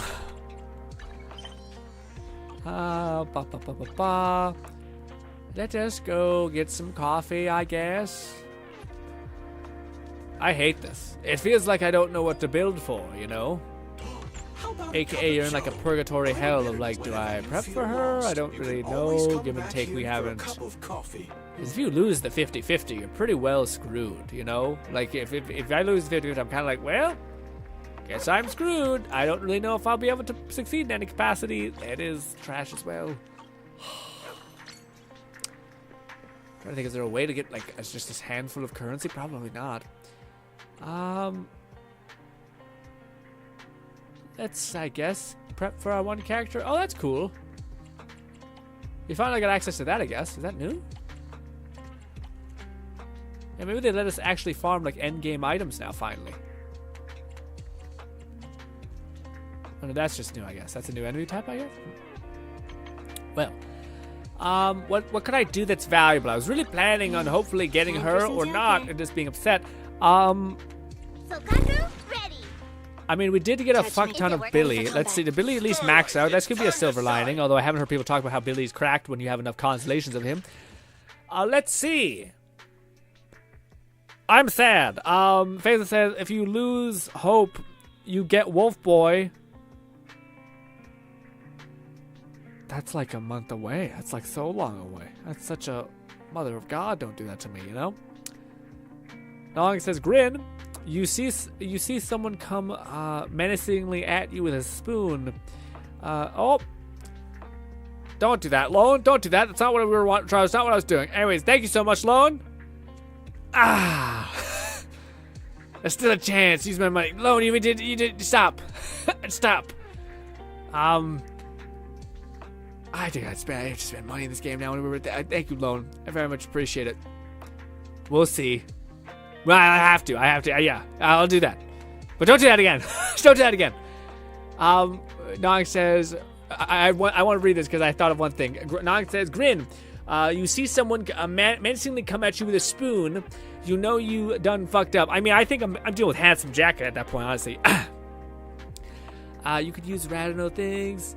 I mean, this is still before the soft pity, top of the middle battle pad. I feel like I shouldn't. See, this is what happens when you lean in too much into your emotions. People feel like they have to, like, just don't do that again, Lone. I very much appreciate this, but yeah. It took me 79 pulls to get Qingyi. Oh, you did get her. I didn't know you actually got her. Nice. Ellen is still carrying. It is true. She will still carry me. But it just feels like I'm building an incomplete team, you know? I mean, this is before I saw pity. You have to now. Let's see. Let's read through Billy's, and then I'll fucking get my credit card out and pay for this. All right. What does Billy do? I might as well finish this. Billy, dodge, counter, damage increased by 25. Basic attacks count as dodge. Okay. Oh, they didn't count beforehand. That's weird. I thought they did. While rolling shots trigger a perfect dodge, you will automatically follow up with a dodge counter. Neat. Doesn't seem the worst. How many of these upgrades do I have for you? Oh, I don't have enough to level you up. Okay. Basic dodge, attack, dodge, assist, special things, all that stuff. Chain +1 and 2. Never neglect your... What does that mean? And change charge attacks, chain attacks. Sorry, level up. Okay. I don't know. Is that just a stat stick increase? It must be. First time I've seen that. Name card is now unlocked for Billy. When Billy hits an enemy with his special attack, the skill's critical rate increases based on the distance from the enemy. The closer to the target, the greater the effect. None of these are like, yeah, again, like if we think about, what's her name? Not Piper, the other person, Lucy, I think, or Lucky. I think it's Lucy. She's fucking wild. We're one away from getting his Constellation 6. What is it, even just generally? When Billy accumulates 10 hits on an enemy, it triggers a perfect dodge. Okay, his damage increased by 6, stacks up to 5 times. Oh, the effect can reset if he is knocked back or launches by an enemy. Okay. All right. Let me figure out how to spend money in this game, which I kind of should know because it's... Yeah. I'm a little sketched out by putting my card on when stream's going. You know, it freaks me out a little bit. Store. Is there like a pack that has, it's like $20 worth? Just to be clear, which pack should I buy? Is it this one? It's limited. No, that's not. Is that right? It's limited by 1. Is this the right thing we should buy? That's crazy. People can like a thing. Loan support drop. Pop it in.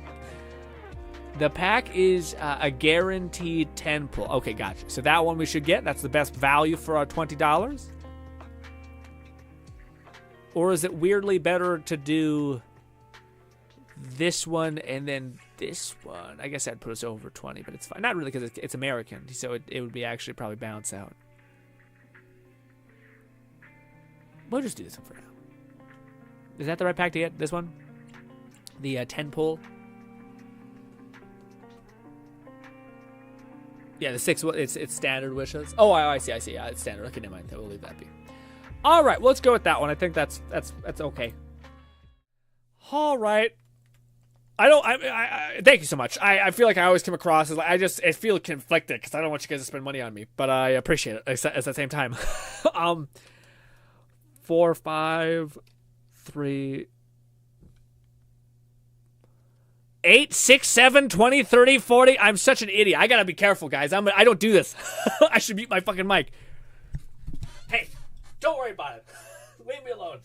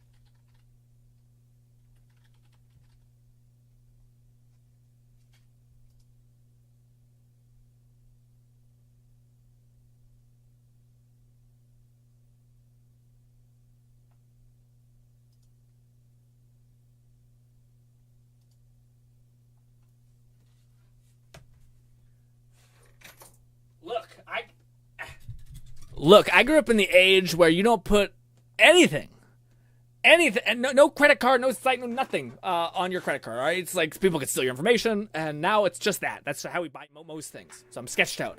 I was like, ah. Anyways, Bodhi says, take my energy. Why does it feel so forceful? That was the stupidest thing. I never felt more like you're an idiot. Like I'm not even kidding when I started to feel like extreme anxiety putting my credit card in there. Ha! All right. Contribution from our boy Lone, which he didn't need to do. I want to be clear. We're gonna do single pulls, I think. I guess it's Lone's choice. Do you want to do single pulls, Lone, or a full pull? Lone paid for it. It's his choice. When it's ripping like a band-aid or just kind of like trying to make it get as many procs as humanly possible now that we're trying to entering into soft pity. Are we gonna? Yeah. No. Yeah. Probably 5 should be into soft pity eventually.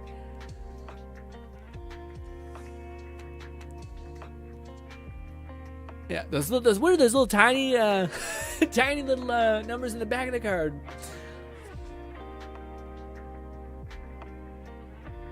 Waiting for Lone's response. It is crazy that we just spent $20 and we got 10 pulls. I feel like that's robbery. But anyways,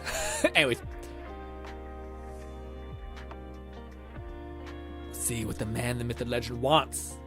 Does he want to rip all of it off like a band-aid, or do what I would always prefer, which is to just tiptoe and just to try to get, like, I'm not one of these people who wants to get like 7 of the character in one pull. You know what I mean? That is crazy. I feel like I'd much rather just hope for the best and just try to get 1. I don't need 2. I just need the 1.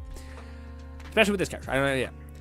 Bodhi says, now that you mention it, it would have been 20 pulls in Exactly, man! I don't know. I just feel like it's just such a better deal. Also, it's a guarantee. No, it's not a guarantee yet. That's not. I think you could fail the summoning thing. Get a different character. Just a little ass. Wish if Lone got up to get a coffee or something, but Lone is not here. So we might just do a single pull. I feel like this is wrong to pull with Lone not present and active because yeah. This is his, technically. Boti, shh, we don't talk about it. Singapore. Look, Boti says Singapore. All right, Boti spoke for Lone. Let's do Singapore. Singapore's. Oh God, come on! Don't let Lone sacrifice me in vain, please, please. At this point, I'm not even caring about me. It's more about him. Once again, Lone, I want us to get ahead of this. This is it. All right, we're not doing. You're not gonna give another 20, and we're not gonna continue. This is it. Just to be clear, I'm not. I can't incentivize this level of gluttony. Oh, okay, that's good, but is it good? Oh my God, so of anxiety. Yeah! Okay, thank you, Lone. Shout out to Lone. With all the luck and his dollar. Thank you, Lone. This is your character, Lone. Thank you, sweet baby Jesus. If I was not going to be it, I would have been sweating bullets, man. Because if it wasn't that, then I'm thinking, like, I know how quickly you get currency in this game. It is not quick enough to feel like you have a good chance of, like, going for the second pity, you know? Oh, thank God. Thank you so much, Lone. Jeez Louise. I would have finished the stream being a little like, how can I get like just one or two more pulls just to kill me? Just kill me already. And we get to go into the next. I guess I should ask Lone. Do you want me to keep wishing? It's either technically over 8 right now. All right. Cool. It'd be cool if we could go into I could go into the next band or whatever for Caesar with the one thing, you know. But if you were like, fuck it, Granny, wish on this, I'd be like, okay. Technically, these are not our wishes. Nah, Grandpa, thank God. Thank God, thank you, Lone. Thank you, Lone, so much. That is an absolute W from Lone, coming in with the support. Appreciate it immensely. I always like to mention, guys, you do not need to do anything like that. I appreciate it, but it's also just spend money on yourself. If you have any inclination to spend money on me, spend it on yourself, and yeah. Buy some gamer stuff or something like that, yeah. All right. Now I can finally start leveling up a character. Now I feel like we have a focus, thank God. Nope, not you. Not you, Corin. This one. I do feel like it's weird to have Billy just sitting there at one extra constellation, but knowing me, by the time we get to the next banner, Billy will be like up for grabs again. Let us level you up to the max point. Unless I don't have enough money, which might be the case. Pain. This. Luckily, I have been prepping. I've been waiting for a stunner character for like a millennia, so we're ready to rip essentially. More. And maybe I haven't not been doing that enough because apparently we don't have enough. This good. Oh no, we don't have enough. The good news is that stunner characters tend to be. What's the word I'm looking for? Stunner characters, I think, still work. Like, even if you don't have the max level, max stat investment, all that stuff, they kind of do their job, usually. Especially with her, considering her, it's not even just that you're working for the stun, it's you working for the stun on top of you actually being able to get her, like, stun amp, essentially. But, yeah. Also, everyone's like, let's go! Damn, that was so close. I was just, yeah. Also, Face was like, nice! Lone says, we win, though! Bodhi says, let's go back to back now. Absolutely not. Volty, an agent of chaos. Like, fuck it. Volty, my God, never gamble ever, my man. My man. You're like, we're up 100 million. And you're like, that's when you get the fuck out, my man. That's when you leave.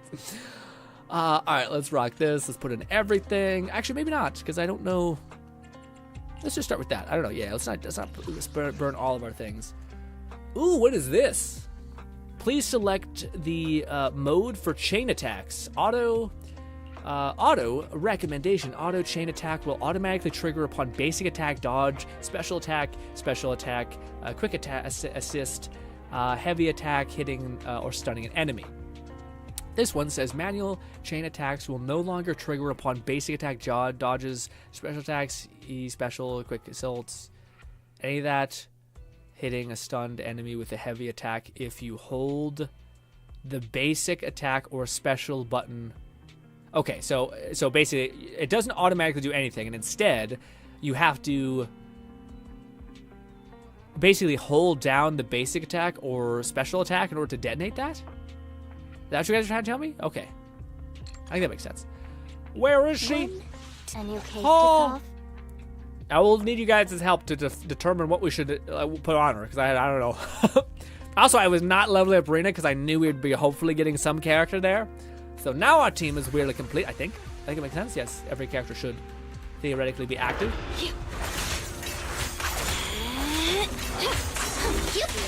Not good enough. And big boy hit. Ooh. And oh wait, cancel. Together Why? we stand. Is it stunned? Oh, it might have been stunned the whole time. Now he's just an idiot. Wrong character. Wrong character switch. Look at that stun damage. Oh my god, that stun damage is insane. Oh, I've never used a stun character. I've been playing the whole time without a stun character. So that feels Backup's here. wild. Also, we should get your stacks going. Understood. Huh? I'm standing in the fire. Bang! This one. Yep. I guess. This is the moment. We got a stun, we're rocking, we're raving, we're good to go. I'm This. scissors, you're paper. I don't want to do it. It still feels like it's doing it. Cross the line and you get shot. I still feel like it's forcing me to play, which I don't want to be. Yeah, it's not that I want to play. I don't want to be forced to do things I don't want to do. Get lost. Huh? Yeah, even though she's like level 20, she's still like instantly able to stun people. That feels good. That feels. I'm happy. We also have something fun to do, which is good. Return to upgrading. What does that mean? What does that mean? Okay. What? That's a new thing. Anyways, upgrade agents. Touch my tail. And now. Fluff says, full pity, full 50-50 chance for season. It is true. I guess, yeah, I forgot our mindset that we needed to have in Genshin when it was like, ooh, if we don't get this, then we could maybe get that, and it would theoretically be going into this character with pity, but I've always been bad with that. I'm like, if I'm going for a character, I want to fucking get them. I don't want to be like, maybe we're in a purgatory forever. This, and then we still don't have enough? God damn you. Can I like make a bunch of blue ones with this? Are these the same thing? Advanced stun certification seal? No, it's for W engines. Gotcha. Damn. All right. Well, we need to. Maybe we should just burn all of our resin in that. That'll be our today's worth of resin. This. Put it all in there. Save. We still got our coffee, so we can still have some coffee. Now you must play everything you can before Caesar. What does that mean?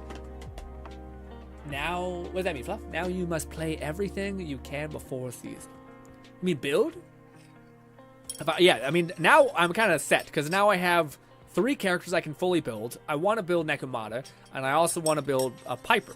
And if we're lucky enough, I think, to me, I think that's how it's going to work. I could see, like, again, because we have one singular character coming out now, I think, knowing Mahoyo, I think that we're going to have the 2 characters coming out, which is going to be a stacked banner. I think it's more people are going to wish on it than this one.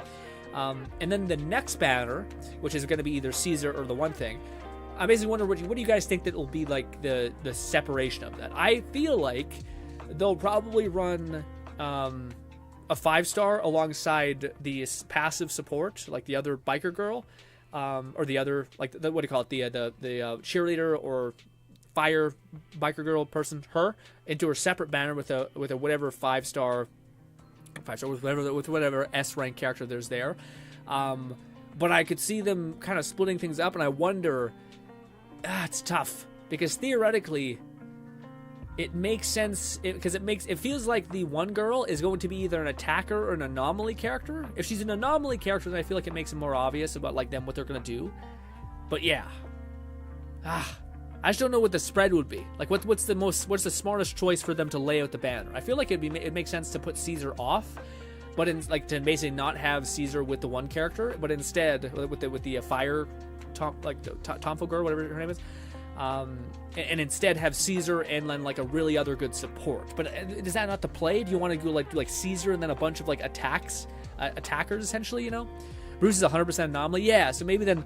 Yeah, I mean, I guess it would just make Caesar's banner like a full send support kind of banner, which I feel like they wouldn't do. I feel like they're like, even with the mouse girl, they know that like with a tank character, you probably also want to have competent DPS characters, so that way people can have like the complete package, and it makes you feel like, oh, if I don't get her, I can still get a bunch of attack characters and all that stuff. You know, it'd be ideal for me. If what I'm saying is, it'd be ideal if Caesar and Lucy were there, because holy shit, that'd be my idea. I'd be so happy. I'd be over the fucking moon. But it's low likelihood because Caesar and Lucy seem like support characters. I don't know if they would jam-pack those both in there, you know? Does that make sense? Maybe.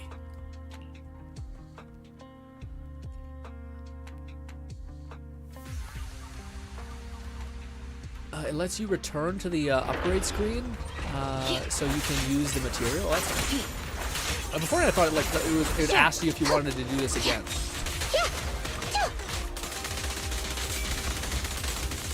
It is nice that you can kind of pseudo.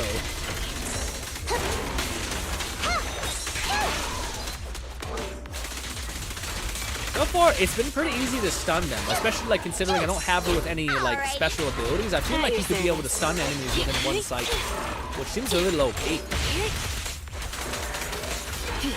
Which that was my biggest issue with her. Like it seemed like when it took a while for you to stun characters, but it doesn't quite seem that way this time around. I haven't played the game in enough time. Ooh, I tried. It's getting a little mess again. Are you stunned? One of you are, which is good enough for me to kill that one. This. Understood. Should I have her on the set? I'm not sure. What like tier should I have her on? You're gonna get dizzy. Bang! Don't make me switch. I still feel like it's making me switch. Don't mess up my nails. Did I not pick? Yeah. I feel like I'm not holding Char. Maybe it's just because she is such a switcher thing. Yeah. Yeah. I feel like it's very still much like, hey, do the thing. Do you know how to build? If I can send, I think I know. I watched like 5 videos, so I'm not like, but yeah, I'm not like, it's not fresh in my brain. But my understanding was that it's the same thing as basically building any character in this game, which is basically you want the special artifact set that is impact oriented. There's only one skill, I think it's this slot or this slot that you can get with impact. So it's the one, it's like the only thing that you need is impact on whatever this is. I think it's this one. One of these is like the dominant base stat can be impact. Yeah, it's this one, impact. So people were saying that you want that. Otherwise, it's the same shit as everything, which is just attack and crit rate and stuff like that. That's the stats you should be going for. Her level up priority. I have a fucking thing that I have some way here. Did I see get a weird email? No. Wait. Email. No. Images. What do you call it? I did take a picture of the video I watched where it's like the level up priority for talents is her core passive, which I think is just, I don't know if that's does that mean this? It may mean that. Yeah, that might be her core skill, because I don't think you can level up this. You can't level up this, right? This thing? I never noticed. There is like a little thing there. Anyways, it's her core passive, her basic attack, her special attack, her assists, and then her chain. Which is weird, because I feel like her chain is... I guess maybe she's just her chain doesn't scale that hard, so I guess it's just her detonator. But, yeah, and then her, like, artifact priority is... people also argued you could theoretically just go with, like, HP if you want to have like, a tanky character. But I think that's right. But let's go back to this and level her up. Promote! Again! Insufficient items. Wait a minute. Can I also... No, it's a stupid dumb thing. I hate it. We still don't have enough. Damn, man. Shit. Can I like crack? Can I condense them? Only once. Eek. But wait! We can be slightly more efficient. Maybe if I have memory curves and I do this, then this. Nope. Oh, god damn it. Nope. Fucking shit. Damn it. It's so weird going from both of these games. With Zenless Zone Zero and fucking Withering Waves. They're just a completely different movement thing. Caesar may get Piper and Lucy at this at the rate up. Dude, that'd be fucking amazing. If that's the case, then that would be... Yeah, I think that's already like a solid combo. If you have Caesar, Piper, and Lucy, that'd be insane if that was the case. That'd be over the moon. I don't really love Piper, but again, at that point, you're like so fed into like the cycle that it just seems so good. What? Oh, there's no support. Oh, there is. No, it's a support. I want stun. Damn. Well, I guess we'll just get... I don't know, this sport, I guess. I don't fucking know. I guess. Since those are the two remaining A ranks we haven't had a rate up for, Lighter is probably going to be an A rank fire. Oh, he's a stun. Oh, right, because you said, yeah, he's a blunt weapon. Huh. I still grind my coffee beans by sometimes stopping to take a break can help you go further. This claim. Go to the thing. Stunner.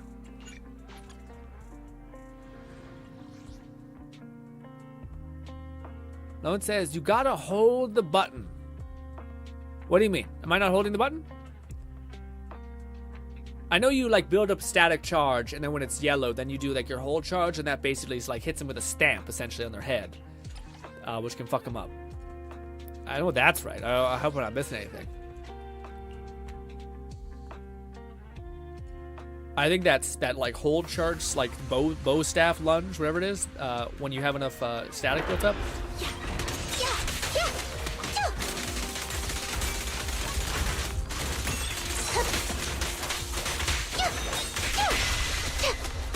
I don't know if it's I'm not sure how long the stun lasts. So I'm not sure if it's like you should always just try to seize the day on whatever you happen to build up stun on, or if it's something a little bit different. I don't want this. What are we doing? These heavy hits. I wonder if I can switch off that. Like when she's starting to do her combo, she'll just see it through and I don't have to waste time sitting there idly.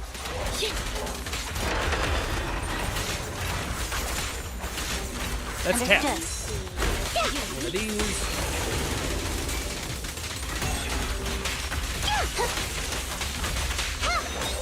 It barely worked.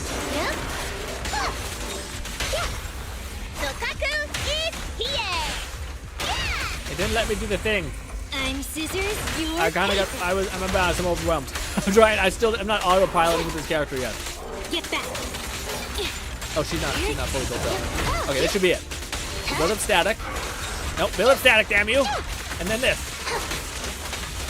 I'm here. Yeah, no, it works. Okay, yeah, you don't have to sit there idly holding down the button for forever. Nice. I keep going to the fucking wrong one that's not stunned. I'm an idiot.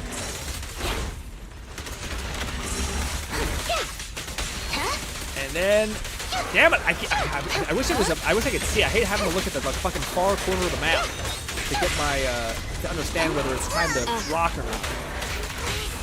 You walked right Yeah, I into still this feel one. like I forget. Remind me to do that. Remind me to make sure that it's off manual. I may be accidentally detonating because it's the nature of this character is such a weirdo. It does look like that like this hit is pretty concurrent. This isn't what a pain. Like it's always there. Bang. Yeah. Oh, sorry. I was worried that like stamp hit, you'd have to like reapply it every time, but it doesn't really look like you need to do that. And it does look like her like little basic like whaps do actually accumulate enough stun to be worth using. So that's fine. Very nice. We don't have a weapon on her that is going to benefit stuff like that. I don't know if we do have a good like base stun weapon. Also, let me get them tasty little pose. Yes. Also, we also have this. Touch my tail. No, sorry. Is it whatever your name is? Let me finish Yeah, my no, cup we're of not hot even. water. It's not happening. Craft. We can get, actually, maybe 5. I don't think it's enough. Oh, it's so close. Let us go to her and then grab this and then claim, and then claim. All right, let's pull these and maybe Time for some tail care. Well, I don't know. At this point, I don't know what happened, but hey, boom.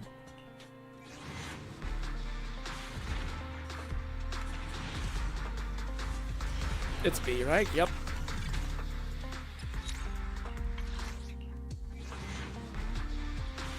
Holding prevents chain when set to manual.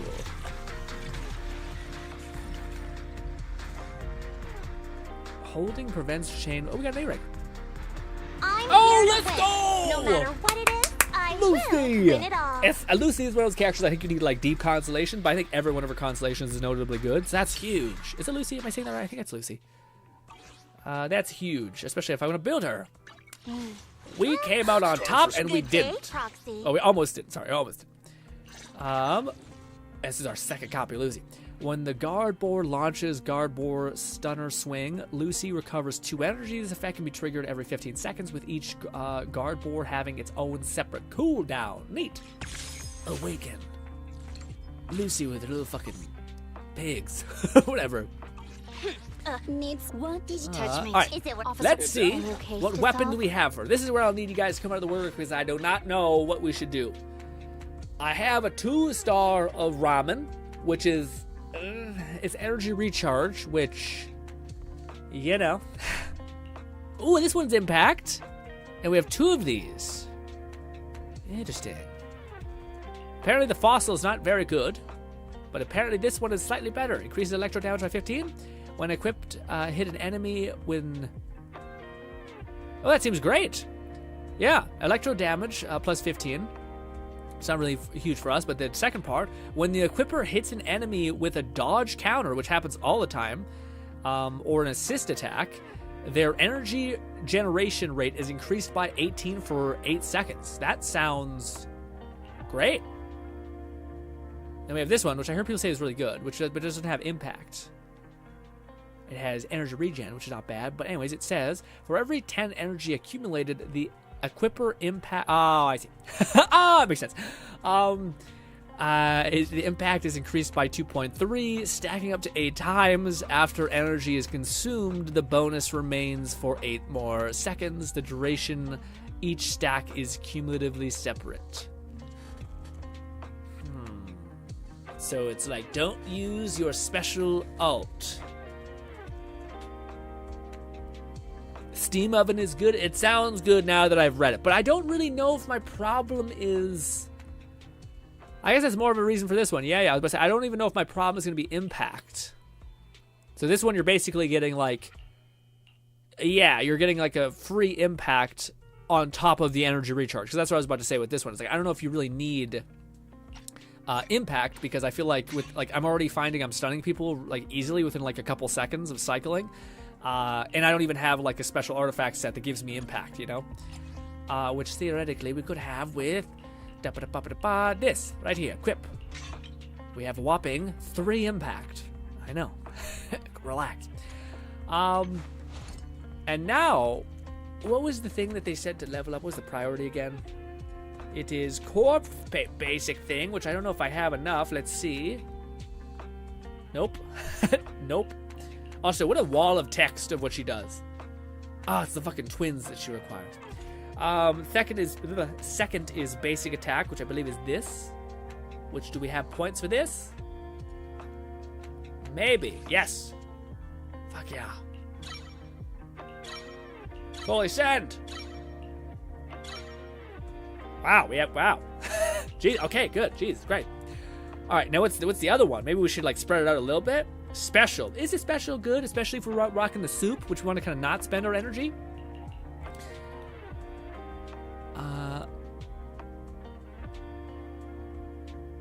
Holding prevents chain when set to manual. Yeah, I don't know if because it asked me if I wanted to set it again. I wonder if it de-set it.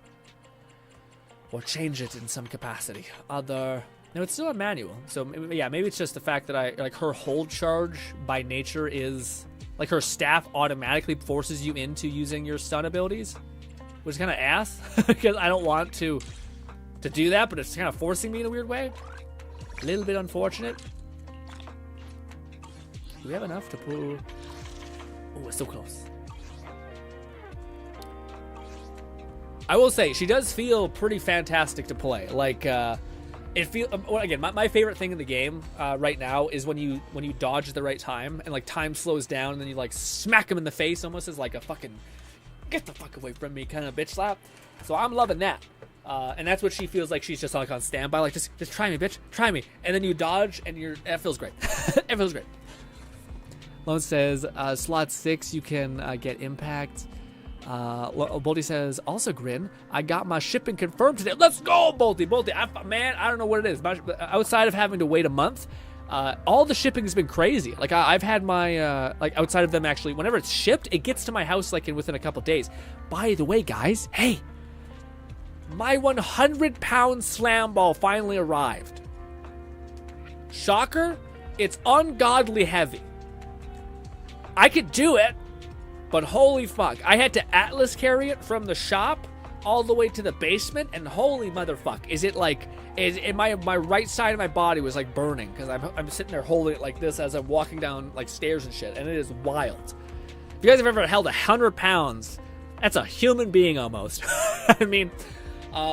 there's also slam balls that you can get to like that are like 150 pounds, which that is like genuinely like a human being at that point, you know. Like if you could do 100 reps of that, you could throw a fucking 200-pound man. I think.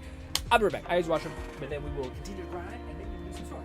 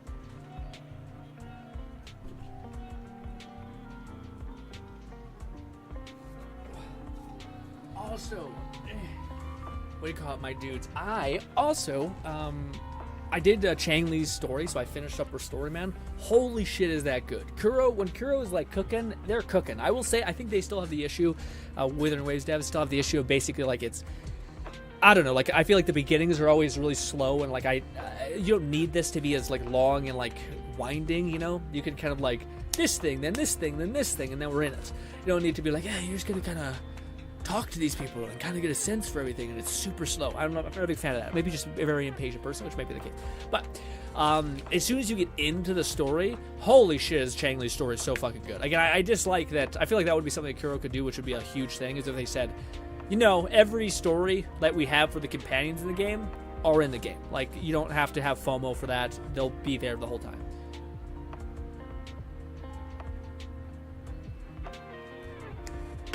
Also, hot damn, that's delicious. It's like a Jolly Rancher. Like you go to, it's not. Is that right? Yeah, Jolly Rancher. All right. Hello. More side quests. Gotcha. Also, I still haven't done the whole hangout with the friend thing, which I probably should do. Oh shit! Oh, weird. Is that because I have her? Is that how it works? Maybe not completely, but you can. I can hang out with Ellen. I can also hang out with Quinn. Oh my god, it's awesome. Why does Abby look like a gremlin on my contacts? Oh no, that's this. Abby has like the weirdest drawing of herself as a profile pic. Wild. Anyway, let us see. This. So again, she is ready to rip. The only thing that I haven't done is I haven't basically. I'm not even at endgame enough to be able to like get all the stuff, which is sad. That is the only. If I do have like one Chrism for ZZ, I've been doing all my dailies. I've been doing the weeklies. I dislike that it is so hindered on the fact that you need to do the story, like all of it, like fucking all of it, and it's a lot. It's like these story missions aren't slow. Like if again, I don't even know if people hate the TV missions so much. So much is just that it's a long-winded, slow process, you know. And yeah, that's the thing that my only criticism, because I feel like I can't even get access to getting these, like the right card things, and I feel like I'm just behind, you know. So that's frustrating. So I hope I'm not sure. Maybe I just need to burn through the story. I don't like doing that. I like to like take my time doing the story and like opening the world up to me, not just like forcibly having to like devour what essentially is like a 4-course meal, and then doing that 7 times back to back, and then to not have people like be like, I'm tired, I'm disconnected, I'm kind of out of it. This is too much. It's not hitting anymore because it's so much to consume, you know. Fluff says the 1.1 story cuts out the TV. Yeah, I heard the one thing though, Fluff. I heard people say, the devs say like, we were watching the live stream and it was something to the effect of like they're gonna cut out. It made it sound like basically they were gonna let you get to like the meat of the game faster, but it might have been specifically like, oh, we're not going to do the whole like internet level 60 game thing that you have to do. Like basically there's a linchpin in the game where it's like you need to do the Act 2 story, attain 6 little like earth orbs, attain red earth orbs and gold earth orbs, and then do that. And I'm kind of like, like it's just it's this thing, this right here, yeah. Where or if we go to the notification thing. Yeah, this, which is like you need to get internet level 50. I have all the other stuff done. Like, it just sucks at this one fucking dumb metric. It's just sitting there like, I move an inch every 16 weeks. And I'm like, good.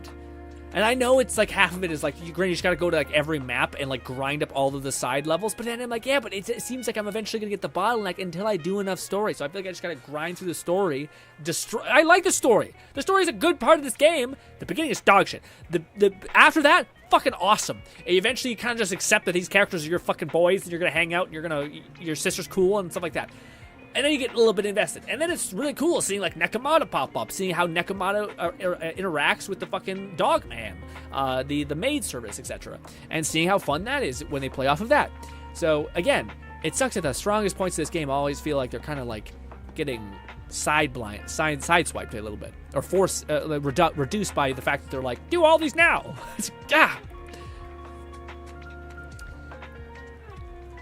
Alone says she looks so cool. I will say, yeah, she does look like a flashy character. Now, does she look cool alone? As cool as the thickest mouse you've ever seen in your life? Probably not. Does she look as cool as the Wolf Boy? The Wolf Boy looks not as cool. I think she is cooler than the Wolf Boy. But the Wolf Boy also has some cute little fox dog, whatever, ears. So it's a toss-up. I do think that anyone who's saving for John Doe is doing the right thing. I do think that's the case. Well, I shouldn't say do that. If you already have Ellen and stuff like that, then maybe there's an argument for like, you don't need another DPS. But yeah. But I don't know. Physical damage always seems like a satisfying metric. So, and who knows? Again, maybe that's the play. Is like the future meta team will be John Doe and Caesar being the like locked and loaded thing. And yeah. What are we doing? We are trying to find stuff to do, which I could just go run around to do quests. Yeah, let me get all these quests, and then we're just gonna go bang out like combat missions and stuff. Because those are things that need to get done. Flesh says, once you unlock them and have completed other prerequisites, you can start doing the daily hangouts. Oh no, yeah, I've done I can do the daily hangouts. I for whatever reason, my brain doesn't want me to do them because again, I think this is if I could like make this a crutch or explain like the core of the issue, I guess from you is I value story so much. I love story beyond like I can't even describe to you guys when like a character hooks me. I want that so much. It's funny because like, one of my favorite features that Genshin ever added was the romance weird dating sim like branching path hangout. But what happened back then is the same thing that's happened right now and happens in every video game.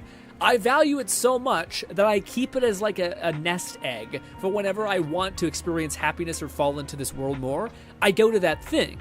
But I don't always want to do that. It's like, do you want to fucking feel like absolute euphoria all the fucking time so that you feel nothing ever for everything else? No, absolutely not. So, to me, that's the way my brain works. And it's just, I don't know, it's frustrating a little bit because to me, the same thing with the Hangouts, like I want to do the Hangout thing, I can do it right now, but I don't because I know that eventually when it's done, it'll be done, and I won't be able to like experience those quests again and stuff. Like it's like the opposite of FOMO. It's like not fear of missing out, it's fear of what happens when I finally finish doing all the companion quests and I no longer have those quests. They'll introduce new characters.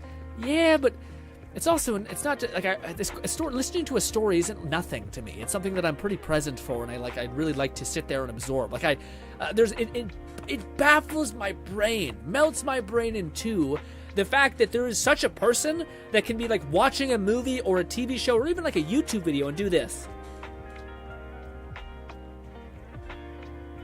I can't even imagine. What are you doing? How? How's your brain not sucked into this portal? This like experience, you know? People who scroll on their phone while watching a video is wild. Heresy, some would say. Also I forgot to do the thing. Forgot to set up my little rascal over here. Make some money. Back out. This guy. Family thing. I don't know how, but I'm getting more comic book things or movies. I think it's that girl who's a ginger in our store who's lovely, as most gingers tend to be. And yeah, I think she comes by and says, I got new movies for you. And I'm like, you're not hired here. And then you provide like 80% of the stock. You should be hired here. What is going on? Let's go to the street. I think we may have some missions there we can grind up and catch all. Hello. Okay.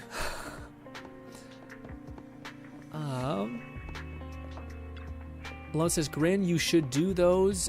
Get a cool passive when leveling those up. What is? Oh, the thing. I know. Yeah. The like the story missions. Again, I know it's something I should do. I know it's something I can do. But in my head, it's such a like a nice thing that like I hate doing the fact that I had to do the Qingyi quest. It sounds crazy, but again, there's something broken in my brain. I don't know, like genuinely, I don't know if this is a normal thing, where like the more I like something, the more. It's not that I hate it or that I don't want to experience it. It's just that I'm like, oh, like I know I'll love Demon Slayer. I know I'll like all these things. My Hero Academia. I love those things.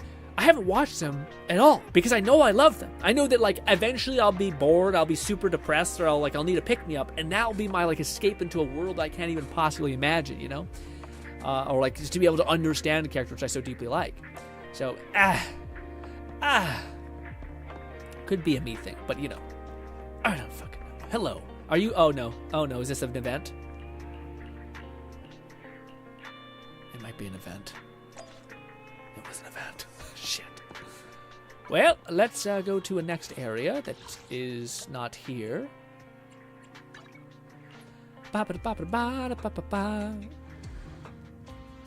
Alone says, nah, she's not that cool, but she's cool. Alright. Well, you didn't have to fucking shit on my choice. I'm trying to validate your choice. You have to be like, kind of mid, but yeah, for you, I guess. Let's go here. Actually, I don't know if we. Maybe might be some quest here. Oh, also, I really liked this quest. This whole like butler quest thing. It was fantastic. I don't know if I like that. There was such a stark difference between the like butler maid quest where they're like so supportive. Lycan is like the best character. Like he's the most charismatic in the whole fucking game. Like the guy who does his voice just nails it. There's something so nice about like a Alfred. That's like more caring specifically about you rather than always telling Bruce Banner that like, hey, how about we don't die at the age of 20. All right, relax. What do you call it? But I did feel like it was kind of a weird contrast at the very end of that storyline. They're like, should we kill them? And they're like, no, the master says that they could be useful or something. And I'm like, that's weird. It makes me like, this character could just been like a little happy, sweet boy in my head, and now he's kind of like, we're useful-ish or something. I know it doesn't really imply that, but it kind of implies that. You know, it's just a weird contrast. I would have preferred if they leaned into him being like, let's try to tell our master how useful he is, or something like that, you know, rather than there being like this underlying thing of like, if you were a mark, you'd be dead. And I'm like, oh, which I like that. Although one of my favorite anime of all time is Blood Blockade Battlefront, and that's very much the same kind of vibe of like distinguishable gentleman cult kind of vibe, which the maid service kind of feels similar to.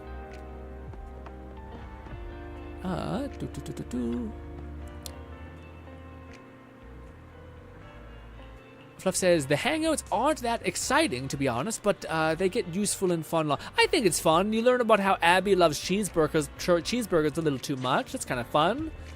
Yeah, I don't hate it, you know? To me, it's like neat enough to be like, well, maybe. I'm Public Security Officer Mew Mew. Mew Mew. Mew Mew, you're so happy. I feel like behind the mask, you would kick a puppy as hard as you fucking could. You know what I mean? Just something about you needs to like release pain. Anyways, let's go here, talk to these people. Boom. Huh? Do we get all the missions in this location? Maybe. It took me way too long to realize that you can walk across the road, and it was a quest. Is it telling me to go? No, it's this way.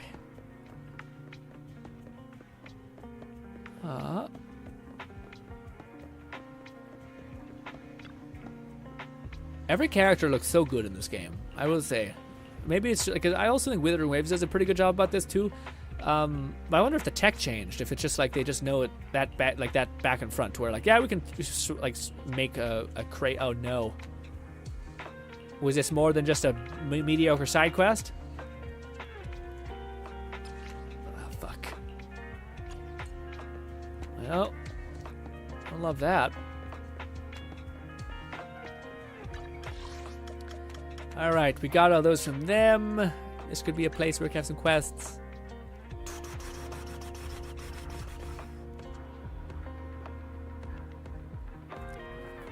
Third unlock provides stuff for the character when using the Hollow Zero. I will say that's the other thing that I'm kind of pissed at. I'm like in Act 3. I should have fucking got access to this goddamn thing. Is it this? Yeah, the Hollow Zero. Why do I still only have fucking 2 of these unlocked? That's annoying. I feel like at this point I've earned the ability to get like the second alley-oop thing. Hello. Maybe this is the quest that leads me to it? Maybe. Okay. Oh. Okay. Apparently this is a thing. Claim all. Ooh, we just got 200 wishes. That's a single pull. We could have used that. I don't think it would have been enough to get it to stream though. Oh, and another 80. I really hope this is not your like weekly, right? Your weekly. I'm right in the fact that like your weekly is not this. It's a different little thing. It's the Hollow Zero, like cards, like this. What the fuck? Is it? Yeah. Oh, it is that. Okay, I just need to talk to her to get access to it. Okay, well, it's not. Okay. I'm skipping past too much. Cornerstone nodes lay the groundwork for your overall configuration. We respond to activate nodes. Gotcha. What's like a little juice box we have down there? Kernel nodes can provide you with even more powerful supports. How powerful? You can check them for yourself. Increases defense by 15. Obtain 800 gear coins to enter this. Got it. Handwork off to pay these off. Gotcha. Carefully research combat configuration of that. Got it. All right. So, neat. So this is like the passive thing, but am I right in the weekly aspect is this shit? This is weeklies, right? When you guys say weeklies, this is it? Right? Right? Specifically this, I think this is the thing that like you're mainly trying to get. You do 4 of those. Yay! Another 40 pulls. Alrighty. There's no quest stat back here. That guy looks fucking wild. Every character looks pretty crazy here. Oh, this is a whole thing. By completing special assignments in the Hollow or that, you earn Z-Merit, which can be enhanced for valuable items, outposts, things like this. Clearing the restock, beginning of... Oh, what? Oh, what? Items? Oh, guys, is this something I missed out on? Oh. Items or outpost logistics are cleared and restocked at the beginning of each month. So be sure to engage in exchange for the items this time. Oh. Oh. I missed out on 2 of these. Oh. Well, I'll buy both of these, I guess. And I'll buy 2 of these. Perhaps that was a waste. I don't know. What's behind here? Other challenges. Merit supplies. Refreshes the 1st of every month, please. Remember, got it. Fluff says, yes, you've been missing out on a lot of thanks to your dailies to not rush. Wait, Fluff says, yes, you've been missing out on a lot thanks to your desire to not rush a FOMO game. I never had that desire.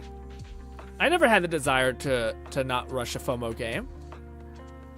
I remember numerous times in the stream, and again, you guys usually replied with something, or I was like, guys, what's the point which I can get to my balance point? Is what I used to say, which is like, you're basically not losing out on anything. What is the point in which you get access to most stuff? And you guys, I think the only thing you guys did say is like that there's the dancers essentially and stuff like that. But otherwise, I thought I had access to everything.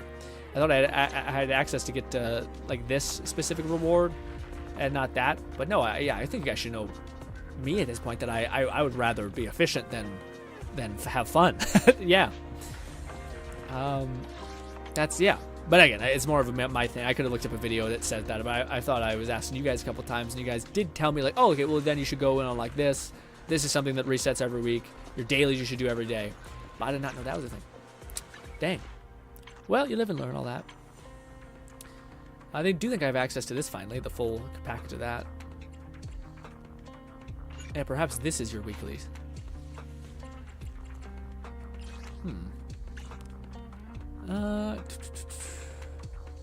Lord says you watch things that have your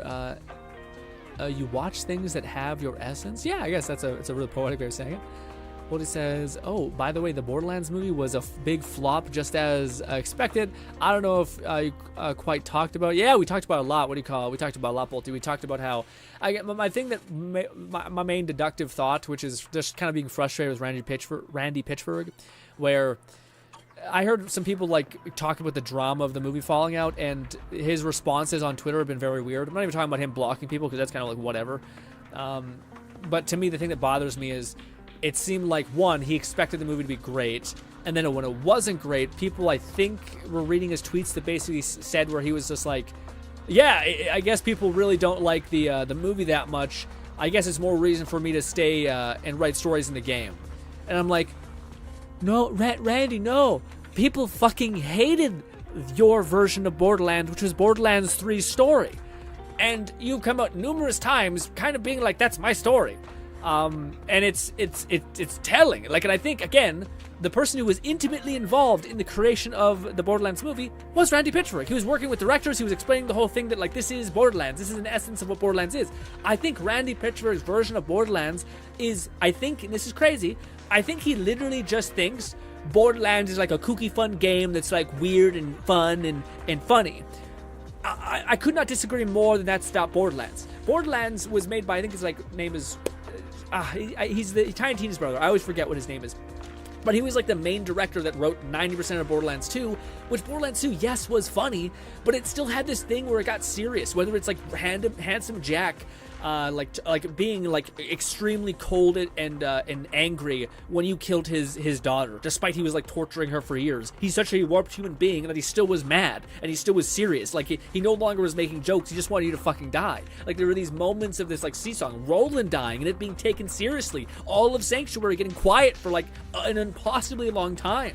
hearing how that affected everyone. Instead of it being like, jokes, comedy, slapstick, and it just drives me nuts. Because, like, Borderlands 2, I heard a person say, like, hey, guys, you know, Borderlands has always kind of had, like, a mediocre story. You're kind of always just kind of, well, you know, it's a game that you sit back on your college days and you play some games and you have fun. And I'm like, fuck you. Absolutely fucking nonsense. Borderlands 2 had one of the best stories ever, as far as, like, the villain, the introduction of, like, Tina as a new character. Like, it gave a story, which is Borderlands, which was a nothing game. The original Borderlands was dog shit, like, no story, super obscure, still cool ideas, but super obscure.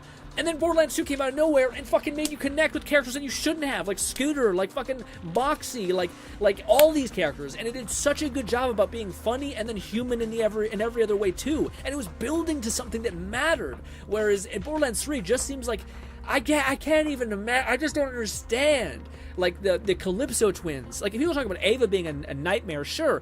I don't get it. How you can go from Handsome Jack, which is the character that is like so ungodly charming. You root for him more than you root for yourself because he's just funny, he's confident, you know who he is, and immediately he's this like corporate dickhead who's like way too confident, talking about how he's scooped the guy's eyes out on an occasion and he's laughing about it. So he's also kind of demented, but he's so fucking charismatic that you're like, it's kind of funny. It's just brilliant. And then you have the Calypso twins, which are just like, it's like, again, it's like, I hate to be so mad, but like, it's like Randy Pitchford being like, you know, it's like the funniest fucking thing ever. These two influencers just shitting on you for like 20 fucking hours, and them just like shitting all over you, and then like randomly Calypso just fucking spits on, dies for no reason, and then I guess his sister like claims his power. That's it. There's not like a fun arc where like you help his brother cannibalize his sister like comes out of nowhere, fights back at the last minute, kills her brother, now hates you genuinely. Nothing like that. It's just like the most basic, top of the line, like, I guess the brother dies and the sister takes the power, and now that's happened. And it's just that all the time. I hate it. It drives me nuts. Especially when like Borderlands 2 was a brilliant story as far as storytelling design goes. And that guy got fired, and then Randy Pitchford, I think, was like, I got this. And it's like, you don't got it. Stop cooking. Let the gameplay people cook, because they do great.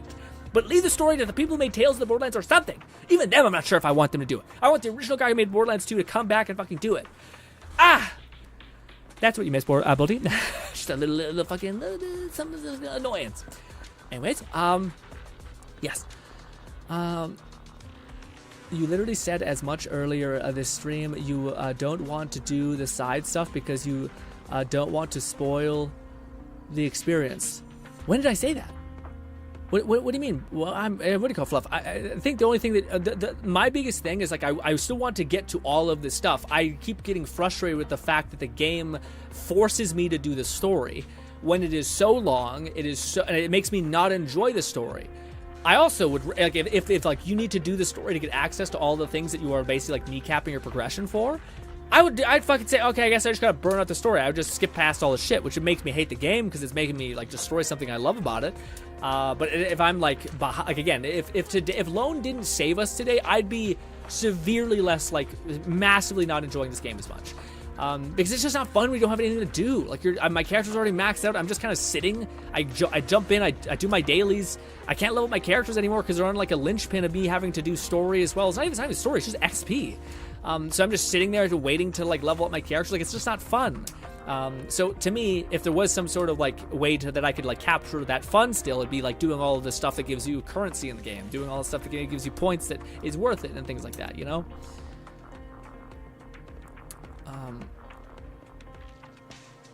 I don't think we expected you to progress so this slowly, not exactly for us to explain the entire title update and over the month's worth of content in a couple of hours. Lone says, I'm like the cast, so I'm fitting incorrect. I don't know if it was the cast. I think it's like the essence of the story. Like the fact that like even if they got the Kriegus Krieg to be a pet and disintegrate that character into oblivion, or if they got the most Maya of Mayas to be like this hard-ass character that like eventually gets her power at the end. It's just like, again, it's a very, to me, the story is a very surface level version of Borderlands, and I feel like the original guy who wrote Borderlands 2 fucking loved digging into like the depths of a story. Like the fact that Angel was actually working for you, working against you the whole time. But then you kind of can empathize with her, and she wants to repent and like be reborn in a sense, and like make it up to you. So then you kind of believe in her and you understand her because your dad was fucking torturing her, and she there's like audio tapes to talk about how Angel like killed her mom, and now that's like a traumatic thing for her and also for Jack. So like you kind of understand why Jack is so fucking crazy and had to do that to his own daughter, as well as hate him for the fact that you know Angel's a good person.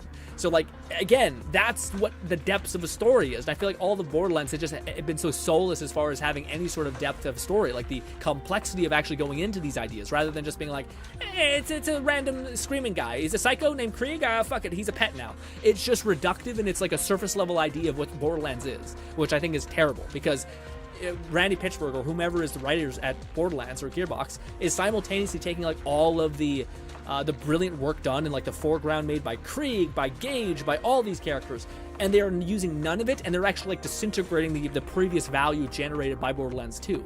Like if Krieg is in the third game, I mean Krieg, they did pretty good in Krieg in Borderlands 3. They kind of had a whole arc where they didn't like, I didn't feel like Krieg lost what Krieg was, so that was at least nice. Phases says,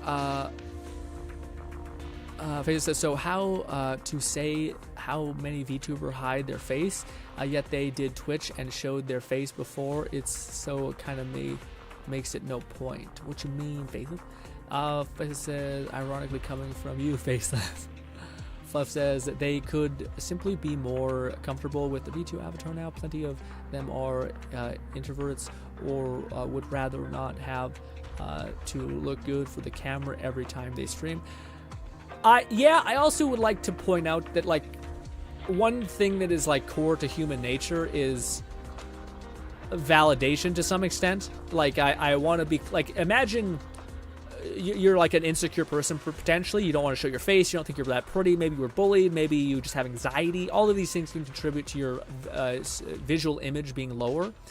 And then maybe you have this VTuber avatar and you have so much confidence now because it's the way you want to look.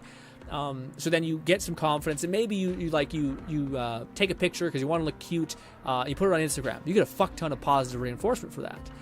People are telling you how beautiful you look. Maybe it's just like your eye or like the small bit of your face that they can see, or whatever it could be. Maybe it's the fact that you're like really fit. Who knows?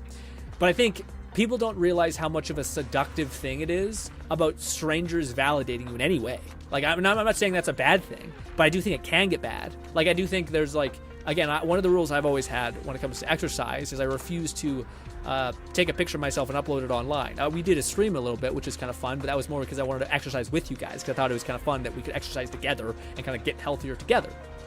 So but I don't want to like show off my body or my efforts or my exercise. Like I don't want to get a fucking crazy pump and then like show my biceps, because it kind of, I know how good it's gonna feel by a person saying like, that's incredible, man, good for you. And I don't want to have like other people's motivations warp my meaning for doing this. Does that make sense?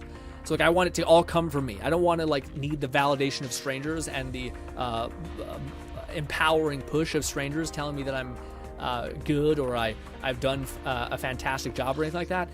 In regards to my health, there's other things where it's nice when people are talking about like how, I appreciate your perspective on this, and that kind of stuff is always nice. But when it comes to exercise, it is so crucial to like my happiness and stuff like that. I don't want to have that interchange with anyone else, if that makes any sense. But I do think that's probably like a very valid thing of like, I think again, if you have great self-esteem, I don't know anyone who doesn't like a bunch of people telling them that they look nice or that they look attractive or that they look this and that. And one of the reasons why women don't like that in the field, like in the real world, is because it's a predatory thing. Like you could theoretically have a guy who comes up to them and says, you look so hot, or you have fucking such sexy lips or something weird. And to them, that's kind of a threat, because this guy could overpower you. There's a bunch of dangerous response coming in, all that stuff. But when you're online, that's just net. You don't have any of the danger, and you have just whatever you want to let in. And I find it hard for most people to like not let all the other stuff in, I guess. But let us go to the thing and see if we can do a submission.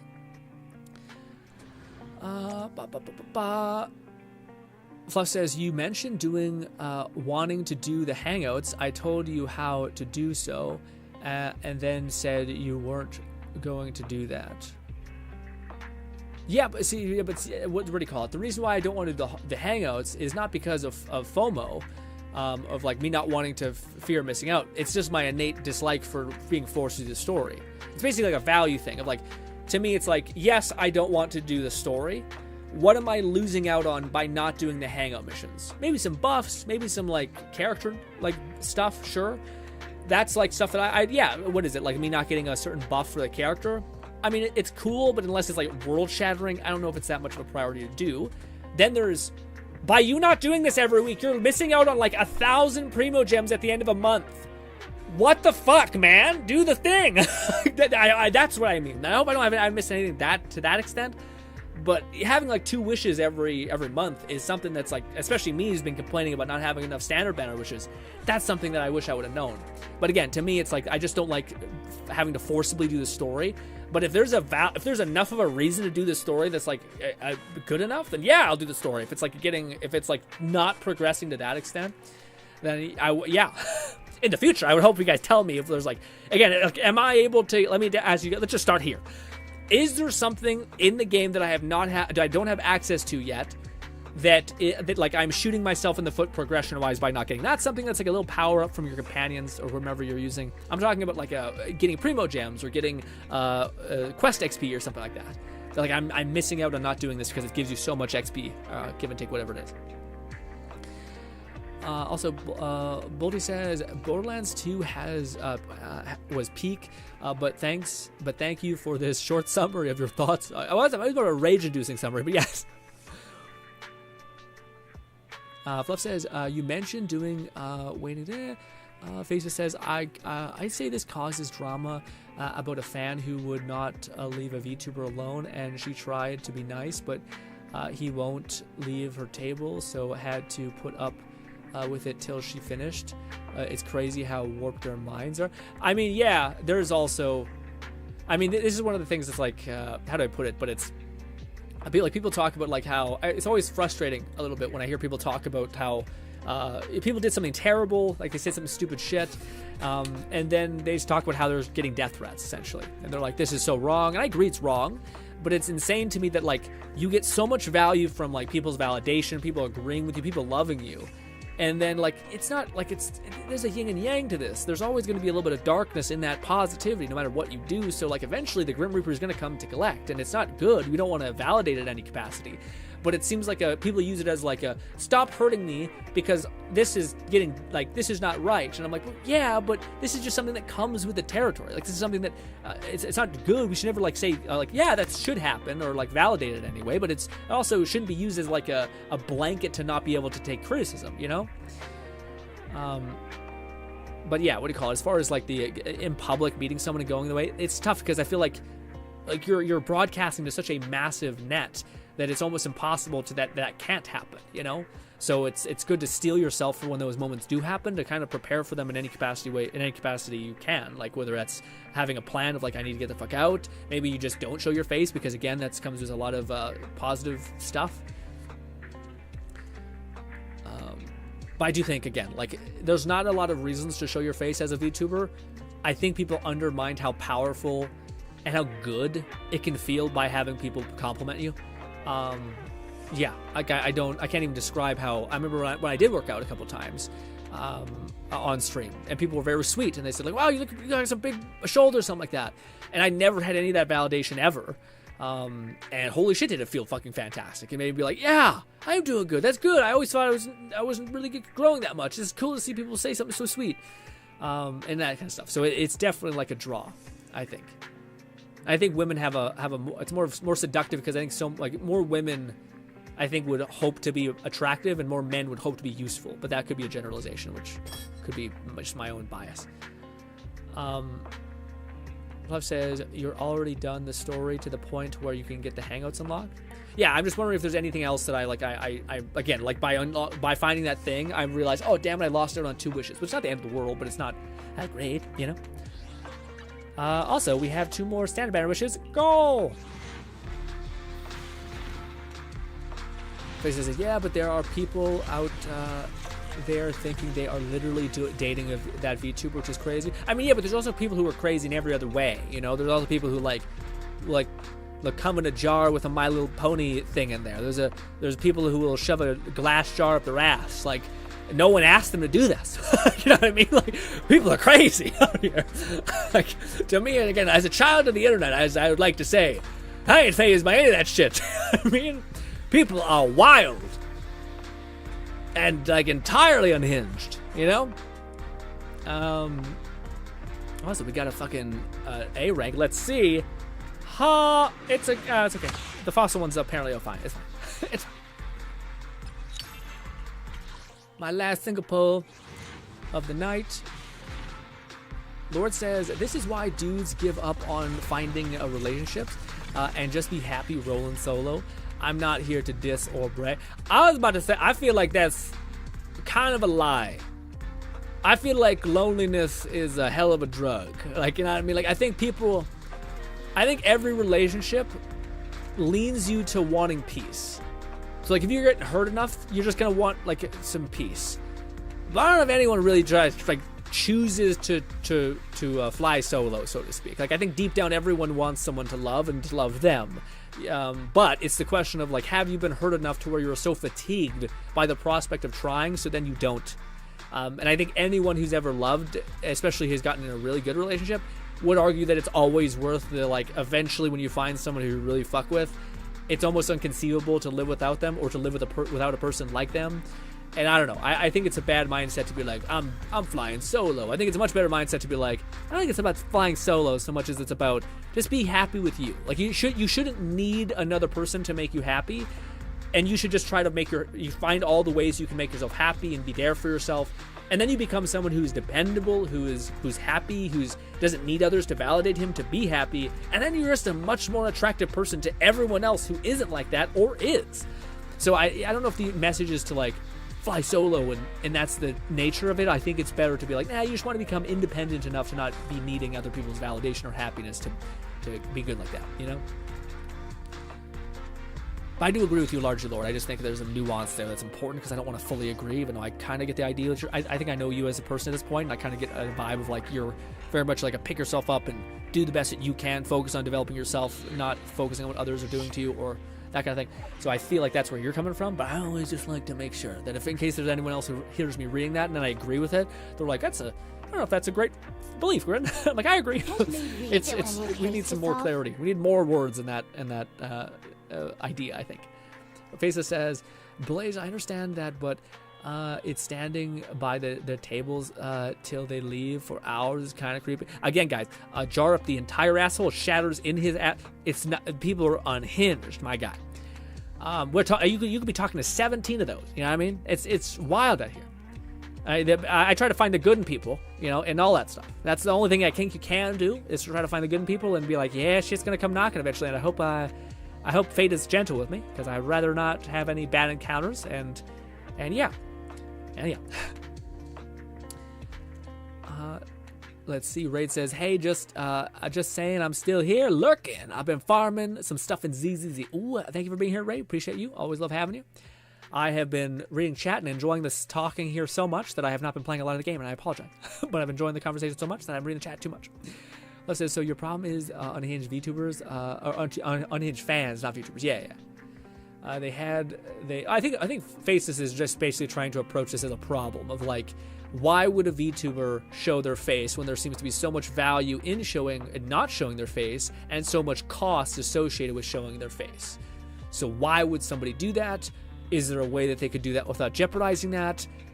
It seems like a bad deal to me, a bad cost, you know. But I think, again, the drug of validation is something amazing, guys. Like, I think some people in here, I think it's just like, maybe, again, how many men in the chat remember the last time a girl complimented them? I do. It was about how my beard was in grade 8. I have a beard now. Okay? So if that's good for us, imagine that times 100,000 of when it comes to the things you tweet, the comments you get on social media, everything. And it's not just this, like, character that you are, like this VTuber that you could basically shape to whatever thing that people tend to like. Instead, it's you, or a closer version of you that people are genuinely saying is fantastic, which tends to be a much heavier hit, you know? There was a recently incident where a well-known VTuber was doing a conversation visit as a PL, and a long-term stalker grabbed her while she was doing a photo set at the convention. That's terrifying. By long-term stalker, they've been stalking her for nearly 15 years since she had been an actual idol. I mean, yeah, man, it's like. Again, I mean, it's just sad because the one thing that to me is frustrating about that is that there's such little legal stuff you can do with a stalker, which to me seems like the easiest fix in all of humankind. Like, how hard is it to stay away from somebody? You know what I mean? It's like maybe if you like on the two exceptions of like, yeah, we happen to work in the same office building. Like I mean, I won't go near anywhere, but I might pass each other in the hallway, and that's not fair for me to be like fired from my job just because we had a relationship and she's worried about me, even though I have not given many cues to that. So yeah, but to me, like the idea that you can't, like, we don't have any legal cost really of handling stalkers is like the biggest. That's the issue really, because you can't prep against like a world not having crazy people in it, but you can have a response to how you handle people who are crazy to de-incentivize. It's like swatting. It's like the same thing of like, yeah, it'd be great if we could punish these people who there's a disincentivization of doing it. There'll still be people who will swat people, which is terrifying, but yeah, at least you have like a fail-safe against it.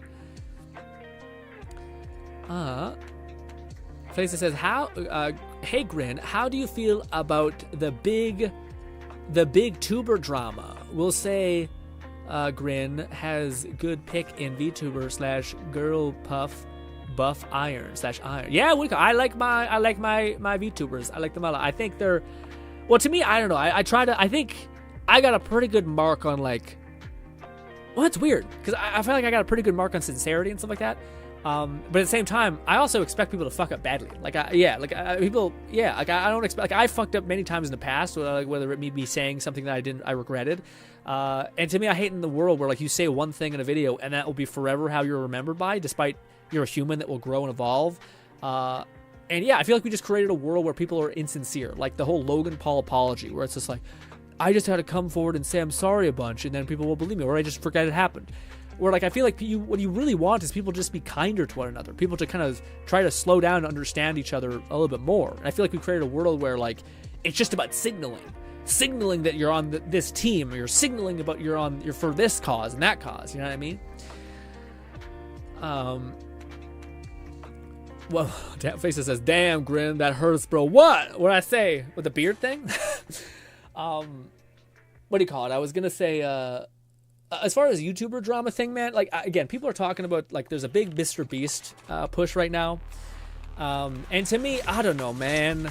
Like, I feel like it hasn't been bad enough. You have reached the top floor. What do you call it? There's something where, like, one of his friends is, like, was a big fan of, he did some creepy shit. And to me, again, I always just judge, or the Mr. Beast, damn, Grin, that, what do you call it? Or the Mr. Beast, yeah, what do you call it? Well, to me, my thing is, like, let me ask you this, Faceless. Is it conceivable that at one point you run a business? Maybe you just couldn't think that, but let's just say you run a business. I'm not sure about your life. Maybe you do run a business. But let's say you run a business. Is it inconceivable that Jerry that you hired a couple months back, maybe even that you knew in college, holy shit, that he would be a creep? And should I then judge you for all of the creepy things that he did? I don't know. I think it's entirely human and a realistic human thing to be like, oh fuck, I didn't know how creepy that guy was, or like I'm not with this person every hour of the day. Sure, you can like say I need to do better. That's entirely fair. Maybe I should check my friends more. Although unless the person's like known to be a creep or like something like that, it's a little weird. There is this weird thing. The other controversy that I've seen with him is where he hired someone that was a convicted harada, but this is weird because there's also what is it called?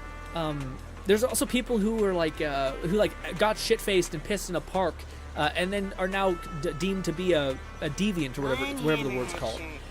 And I don't know if that's the same level, like layer of actually doing this horrible act. And then there's like this weird other nuance, which I think is actually the thing that he's accused of. Like Mr. Beast basically hired this guy who is considered a convicted harada. But to me, when I think about that, I think about the like there's this, like, again, it sounds fucked up and crazy, and this is like, we talked about it, like, stay north of 23 years, always, even 25 years when it comes to finding partners for yourself. But if I talk about like, it's something that makes me frustrated about people not having a genuine conversation about stuff. If I talk to my grandparents, like, have you ever asked your grandparents, what age were you when you got together? Maybe ask your uncle, your uncle's, your mom's side of the family. I feel like you'd be shocked at the answers you get, and you're like, ew. What, ew? Because things are fucking messed up, especially if you come from a family of immigrants. But weirdly enough, like, again, life is not so simple in those weird ways. But anyways, so the idea is, like, could you conceive of somebody, and again, even if it's not even from, like, the idea of, like, is this okay or not okay? Is it conceivable that somebody has sold you so deeply on the fact that they're innocent or the fact that they were wronged that you yourself could believe something, and then when more information comes out, you're like, oh wow, that guy lied to me, or like sugarcoated the fuck out of his answer, and I was ignorant in the sense that I wanted to believe it because he offered something valuable enough for me to do it. To me, I have yet to see something from the whole Mr. Beast thing that isn't just like, yeah, it seems like it could be a problem if you have a big ass business with a bunch of variables. And I don't know if it's fair to say that, like, again, it's kind of the idea of, like, I made mistakes in my life. Have I made mistakes that he has? No. But I could conceive of myself hiring someone, and then, like, me making a mistake on who I necessarily hired because I didn't know enough about them, you know? So to me, it kind of makes it all very messy in the sense that I haven't seen something that is, quote unquote, like a really big shot against a person like him. I don't even love Mr. Beast. I don't watch any of his videos. I don't find them fun. I find them exceptionally ADH driven too much. I analyze them. I see what he does because I think it's useful information because he just does so much stuff as far as analytics go. But yeah. But to me, again, I don't like the idea of living in a world where you, like, throw people away because they say, like, 4 or 5 things that you disagree with. I think that based on that person's actions is what you should focus on. And also, people, again, the thing even if you hate Mr. Beast, I find there's so many people who just want him to, like, suffer. Not suffer, like, you just want to tear down this guy. And I feel like that's a problem. Like, you should look at things objectively and be like, okay, this is wrong, this is wrong, this is something that all can be improved, but also, I'm not going to put myself on maybe that's the essence of what I dislike so much about, like, human nature. I dislike that people put themselves on a fucking pedestal so much. It drives me fucking mental. I'm just like, you're a rat just like I'm a rat. You're a fucking bastard just like I'm a bastard. You made mistakes just like I made mistakes. Like, what are you talking about? I hate this idea that, like, it's like putting yourself on a pedestal and being like, oh, I'm so virtuous and I'm so kind. It drives me mental. I hate it. And I think that's maybe the main thing I have an issue with the whole Mr. Beast drama is a bunch of people being like, how could he? How could he do this thing that seems like actually some people could easily do and make a mistake? And it's just like, Jesus Christ, you know? Ugh. I hate that world that people want to live in where people are so one note and one lane and all that stuff. And again, this is not to say that he's not a fuck up and he made a bunch of mistakes and maybe, you know, piece of shit, who knows? But it's just to say that the like reactions that I've seen have not been, like, to me, worthy enough of people being like, yeah, like, again, it's just also for such a long, maybe that's the problem as well. There's been so many things about Mr. Beast where people are, like, hell bent on hating him when he's, like, curing people's fucking blindness and shit. And people, like, it just always left me being like, people just really want to fucking eviscerate this guy. And by the time there is something that's actually noteworthy that comes out, to me, it makes it disingenuous because you just wanted to tear him down at some possible point to where, like, everyone's like, people are screaming in the wind, and they might be screaming about a genuine problem that should and could be fixed. But yeah, apparently Mr. Beast, although, will respond. He's just waiting for all of the allegations to come out. That way, he's not.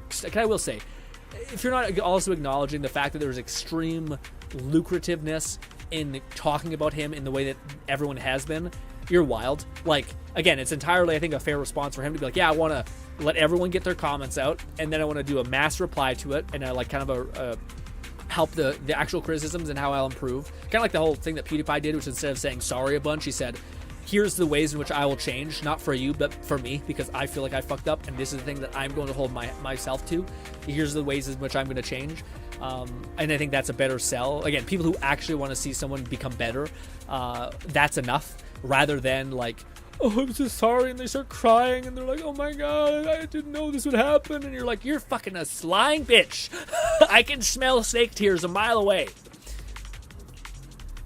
Fluff says, it's a part of why I don't like when people generalize or make blanketed statements about an individual due to what others associate groups. Yeah, exactly, man. Yeah. Again, I think it's a good idea to always treat people like as an individual. And it's also fair to say, like, again, to play devil's advocate a little bit, again, I always, use this, this argument, but like, how do I put it? If there was a dude who really liked like yaoi, which essentially is like boy love within manga, but maybe he's just like, no, I just like the story. The stories are always very fun. It's very endearing. And then you had a dude who liked shonen, and I were to put a gun to your head, and I were to be like, if you don't answer in the first 5 seconds, I'll shoot you. Which one is gay? Which person is gay? It's entirely reasonable that the guy just likes fucking this specific category. Like, maybe he does have amazing storytelling in it. But gun to head, you're gonna be like, there's a fucking lean here, man. I mean, what do you want?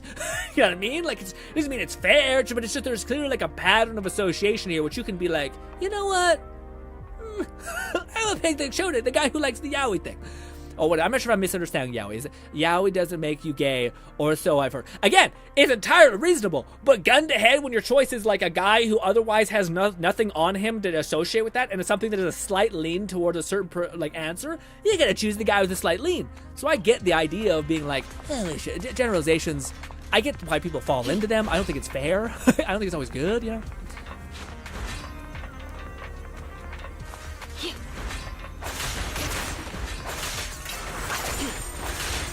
See, moments like this, I'm not sure if it's worth using it, you know what I mean? I think it's better just to play our girl, Ellen. Don't kill that man! Good stuff.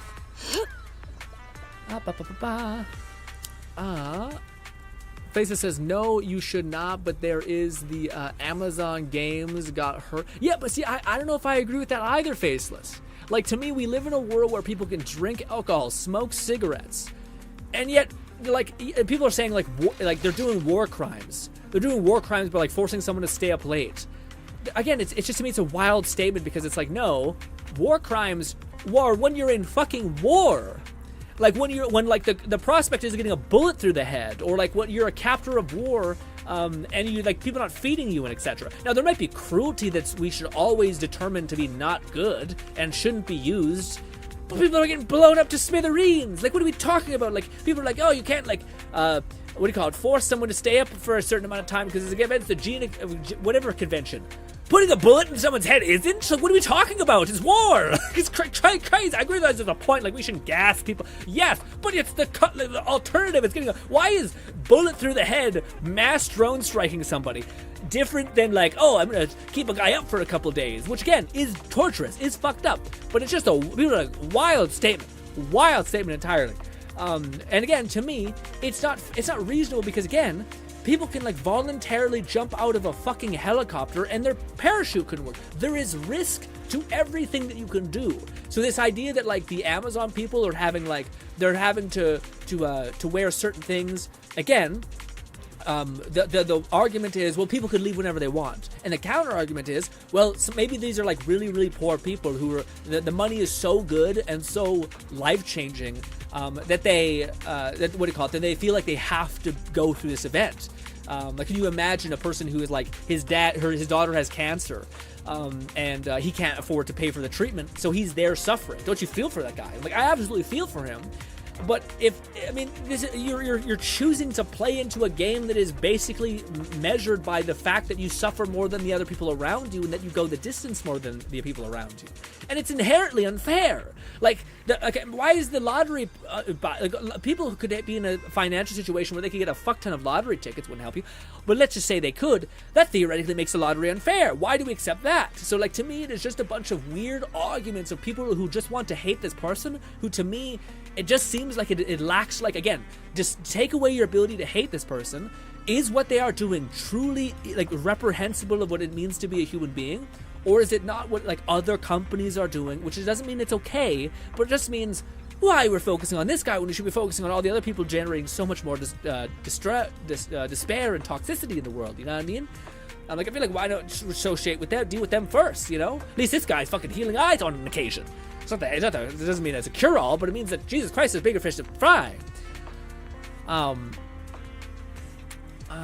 But he says, yeah, these things aside, he still has other stuff that makes more sense, in my opinion, to get canceled for. Well, to me, I just have yet to see something that, like, maybe you do know Bolty. What is something that he has done that, to me, like, is truly, like, irreprehensible? What is it? Like, truly disgusting that a human being would do? Because nothing to me has seemed, like, outwardly evil. It's always stuff that, like, you could argue... There's like, again, it's like the idea of like people being like, well, if you give to charity and you tell people about it, it immediately makes your good deed nothing. And I'm like, fucking tell that to the kid you just saved from starving. Well, it's probably not the case. Charities are all fucked up and they never give anything anyway. But anyways, what do you call it? The net risk, like, tell that to the kid who's not getting his food or not getting his eyes repaired and stuff like that. So it's not that there's not like other conflicts of interest, but as far as net positive things like that, like, that's the thing I want to know. I want to know what is the thing about this person, Mr. Beast in this case, that is truly, like, makes him someone who I don't even see as human anymore, someone who's done something so disgusting to me that I feel like I shouldn't associate with him in any way, or I shouldn't support him in any conceivable way. Like, for me, Logan Paul filming a dead corpse on a fucking, like, on a thing and laughing about it, and, like, making jokes about that, that's a pretty shit. That's pretty dog shit behavior. I don't want to, I'm not going to say, he's not above, like, growing past this, but he's got to do a fucking lot for me, which he hasn't, to like actually not become a goddamn monster in my eyes. And Mr. Beast, he's like maybe marketed to kids and done some weird like shit. Like, again, show me something that makes him a fucking animal, and I'll start being like, okay, this is a person that deeply needs to like repair and change. But a lot of this stuff, it's just been like human flaws. Like, he wants more money, he wants more fame. But the actions that he's done seems to be in this like weird wiggle room of like, yeah, I mean, I don't think it's completely one note, like garbage monster human being, you know? But again, there's a part 3 that's coming out to like the 3-part series, which might like talk about how like, yeah, he knew he's a bastard, and that may like me like, okay, yeah, that's probably not to say that he hasn't done weird shit like, or bad shit, like him doing the whole like, I mean, I don't know, man, the like writing your name on a sweater. I maybe I just don't care enough. But like, I even if it was my sweater, I'd be like, oh, whatever. I expect this not to be real anyway. I don't know. I might just be a person who's very much like, I expect the worst most times. So like when it happens, I'm like, oh, okay. Fluff says, in a similar comparison, being a furry doesn't make you gay or trans, despite the vocal majority being one. Exactly. But gun to head, when you were given the option of a person who likes like college, no, that's bad. No,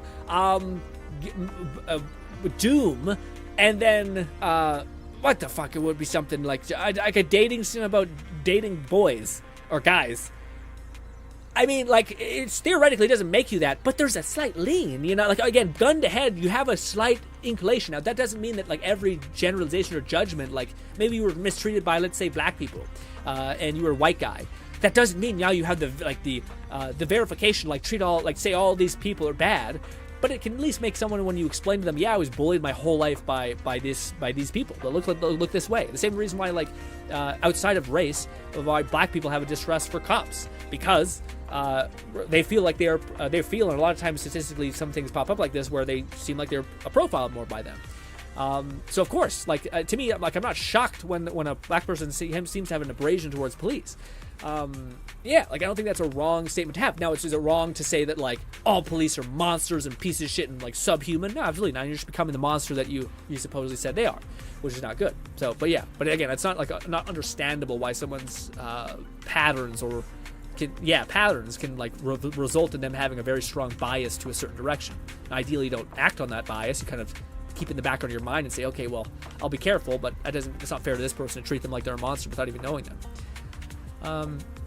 Faces says, we live in a world now where you're guilty till proven innocent instead of the other. Yeah, exactly. Well, again, it's also like, it's not even about guilty before proven innocent. It's like the bar for guilty to me has dropped so much to where people just want blood because they are ungodly bored and they hate themselves, and instead of dealing with their hatred for themselves, they deal with the hatred for another person.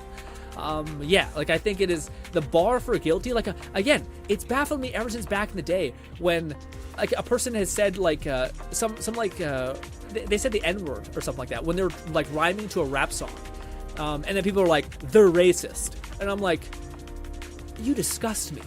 I've met real racist people. I've had it screamed in my face in weird Native American stores I don't even remember.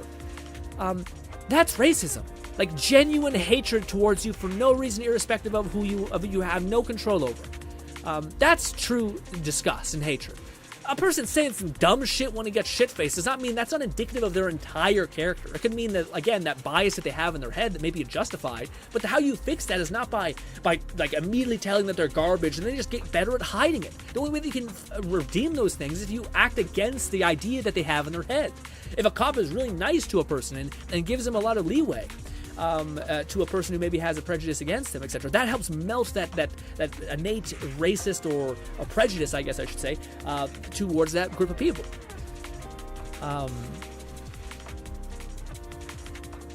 Fluff says stereotypically they have their grains of truth, but it doesn't apply to everyone. No, again, I get it, but to me that I'm not saying it's okay, but I can understand why this person has this proclivity. You know, it's almost like if a person, if you've seen an alleyway, you see two alleyways, one that was just clean, you could walk right through it, a lot of light hitting it, had like a nothing to it, no person in it, and then you had another alleyway which was like a person standing in the alleyway with a hood up, like smoking a cigarette, and it looked really dingy.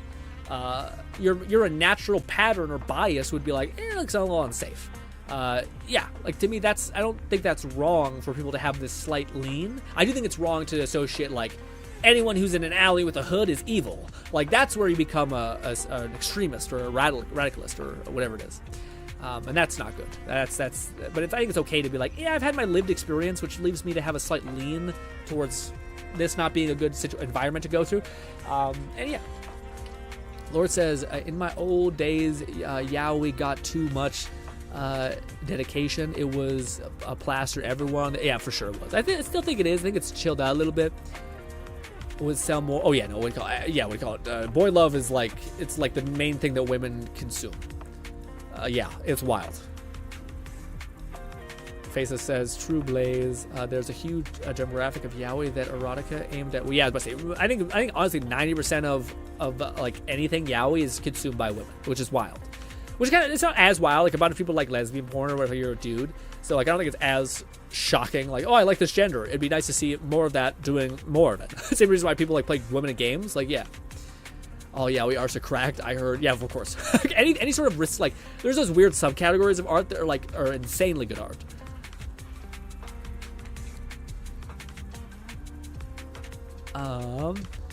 Fluff says, hell, it's why Love and Deep Space was skyrocketing to profit as it appealed to the untapped audience of gacha space. Yeah, that's funny.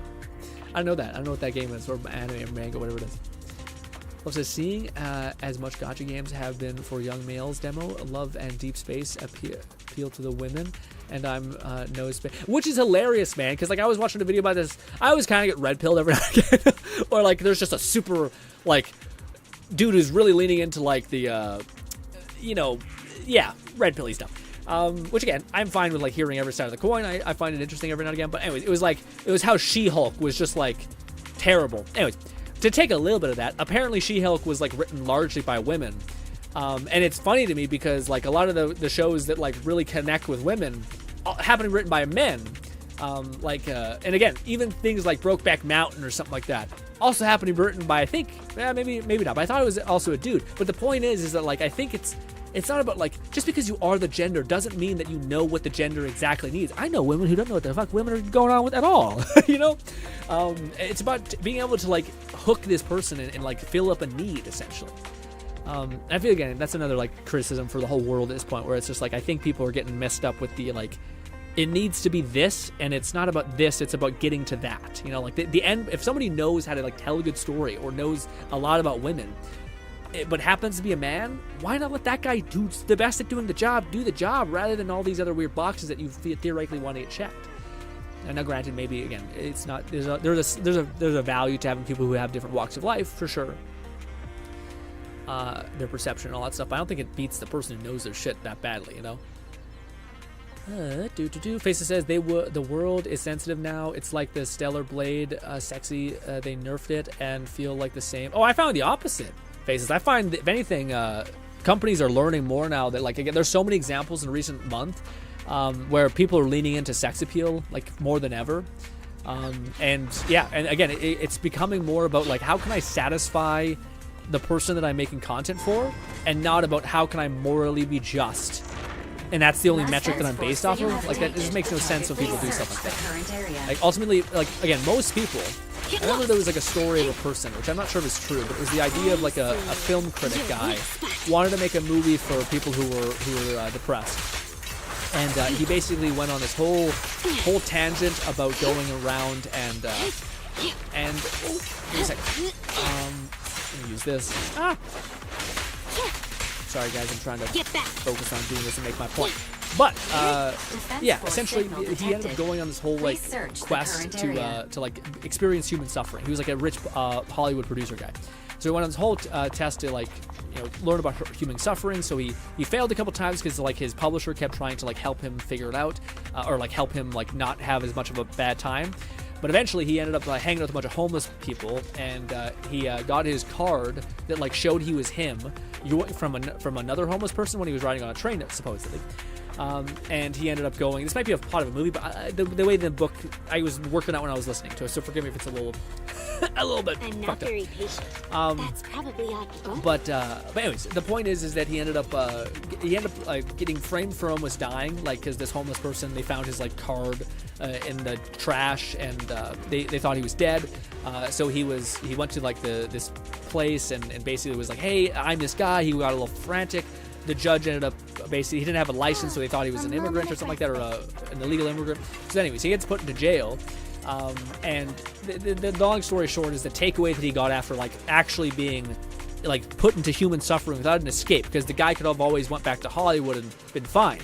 But because he no longer had an escape, because he was literally imprisoned at that point, he started to realize that, the people who are truly suffering, the last thing that they want to hear or see is a story about human suffering. They want hope. They want to see happiness. They want to see like joy. I'm not gonna lie, our last couple years with COVID, and at least in Canada, we got forest fires every fucking year. It's just crazy. The last thing I want is more bullshit. All right, I want to see happiness. I want to see joy. I do not want to see pain and misery. And people who do, fuck you. Also, fucking little, yeah. Lord says, Hi Ty. Also, you guys see that Hi-Fi Rush? We was probably talking about Hi-Fi Rush got a new publisher. So Hi-Fi Rush, we're gonna sequel that game? Fuck yeah. Lord says, Hi Ty. It used to be obscure, but things got too far. Bodhi says, truly disgusting. Probably not, but more like legality of things, like some kind of lottery stuff. I don't know exactly anymore. Yeah, what do you call it? The lottery stuff that I've seen was to me, I mean, it was nothing that you don't see in any other like cereal company do, like where it's like, hey, do you want to win a lifetime supply of free cereal or something like that? Which to me, it's just like other companies do this that don't like try to also do good things for other people like Mr. Beast does. This doesn't mean that he's like without fault. But to me, it's like there's a priority hit list here, guys. And we're going for the one guy that seems to kind of also be trying to pay it forward every now and again. And when he doesn't seem... Again, the nature of a lottery is not, like, perfectly moral. You know what I mean? I don't know. Perhaps I'm coming across as, like, a Mr. Beast apologist, which I don't. To me, I want an answer that, like, validates the hatred that I've seen. Like, if you're going to hate someone this badly, let me, like... Again, let him, like, film a guy who hung himself in the forest and, like, laughing about it. Like, let me hear about that, and I'll be like, that's a really fucking solid swing. But right now, it seems like a bunch of false equivalencies that people who just really fucking despise this guy want to do it. Again, doesn't mean he's not a perfect guy, but it does mean that's a big fucking to me that's my limit of like you need to do a lot of heavy lifting to make up for that level of cruelty and like a subhuman behavior. You know what I mean? Doom on Animal Crossing? No, I had to pick. Yeah, well, no, it was. Yeah, I don't know what my example was. My only point was just that I think again, if I put a gun to someone's head and I give them 2 stories about 2 different types of people, it doesn't mean that they are those things. It's like the same thing as like a person who really likes, like if you only had limited information about a person who had like a ton of lowly characters within a video game, and I put a gun to your head and I gave you 2 options, one person who didn't have any of those and another person who did, and I said which one, if you had to pick one, which one would be higher chance of having a discussing interest, the higher proclivity would be there. It doesn't mean it's true, but it means that everyone has an innate bias based on information that you're given. It doesn't mean that information is true necessarily, but it does mean it makes sense of why someone could have like a slight lean. Same thing as like I could tell you a story about how a Mexican kid got tormented by fucking, I don't know, Swedish people. And had like a deep hatred towards, not hatred, but like a deep prejudice in some cases against Swedish people. That doesn't mean it's right in having that prejudice, but it does also, if you explain to like how they used to fucking beat the shit out of him every fucking day without mercy, it makes sense of why he has a slight lean towards keeping those people at arm's distance. Now, how does that person no longer become prejudiced? I think it's if he meets a Swedish person and then he's a little bit hands off, so doesn't want to get close to him, and the Swedish person says, "You're a fucking racist. You're a fucking piece of shit. You're the problem."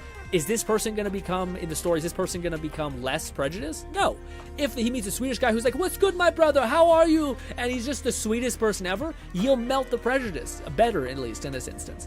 And I feel like society and Twitter and every bullshit thing ever is limited to, like, it's meant to amplify hatred. It's made to, like shame the shit out of you so you hide and then fucking rev up your prejudice like you would not believe.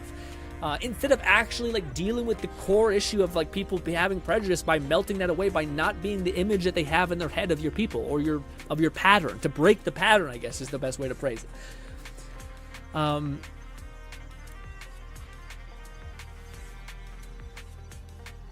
The question, it was a simple question. Drop the attitude. What?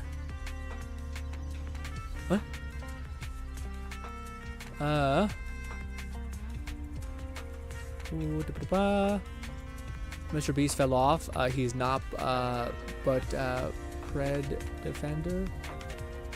What? He's Mr. Beast fell off. He's not, but Predator. I don't know if he's but I don't know if he's ever defended them. Yeah, I think the information came out and he reacted to it. Now you want to have like this passive story of like maybe he's, maybe he knew the whole time.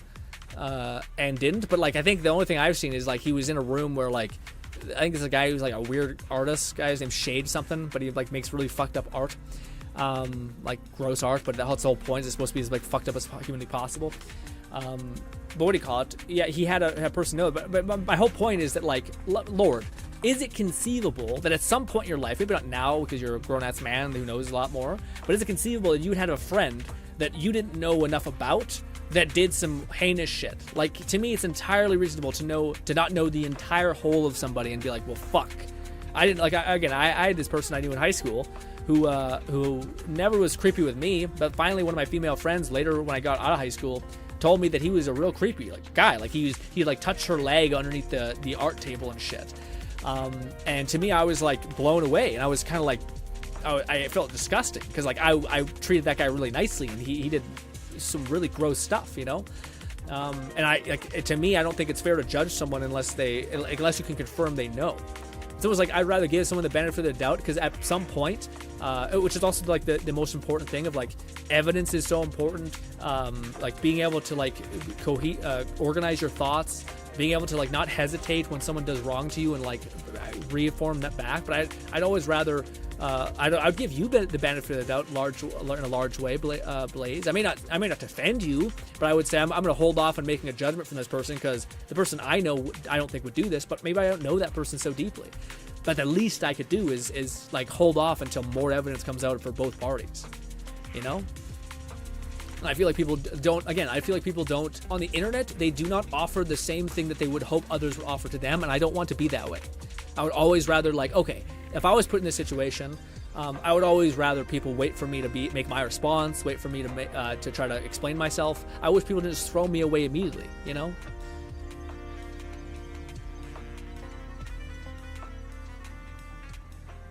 Why are you calling it J-Pan? Act F? What? Is it a crime? calling Japan, Japan.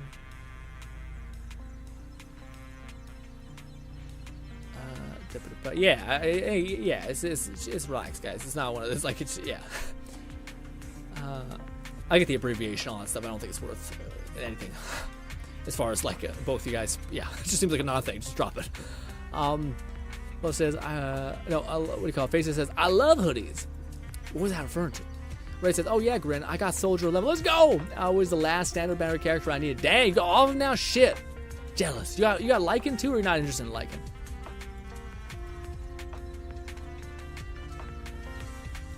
Lord says, Brokeback Mountain jokes are messed up. I'm like, I'm going to lay those jokes.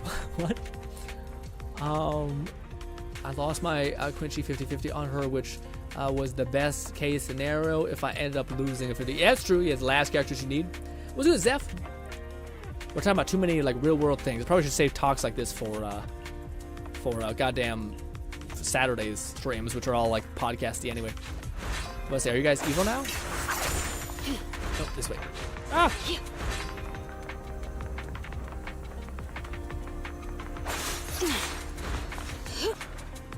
So you have to unlock it. He does. He does. Go!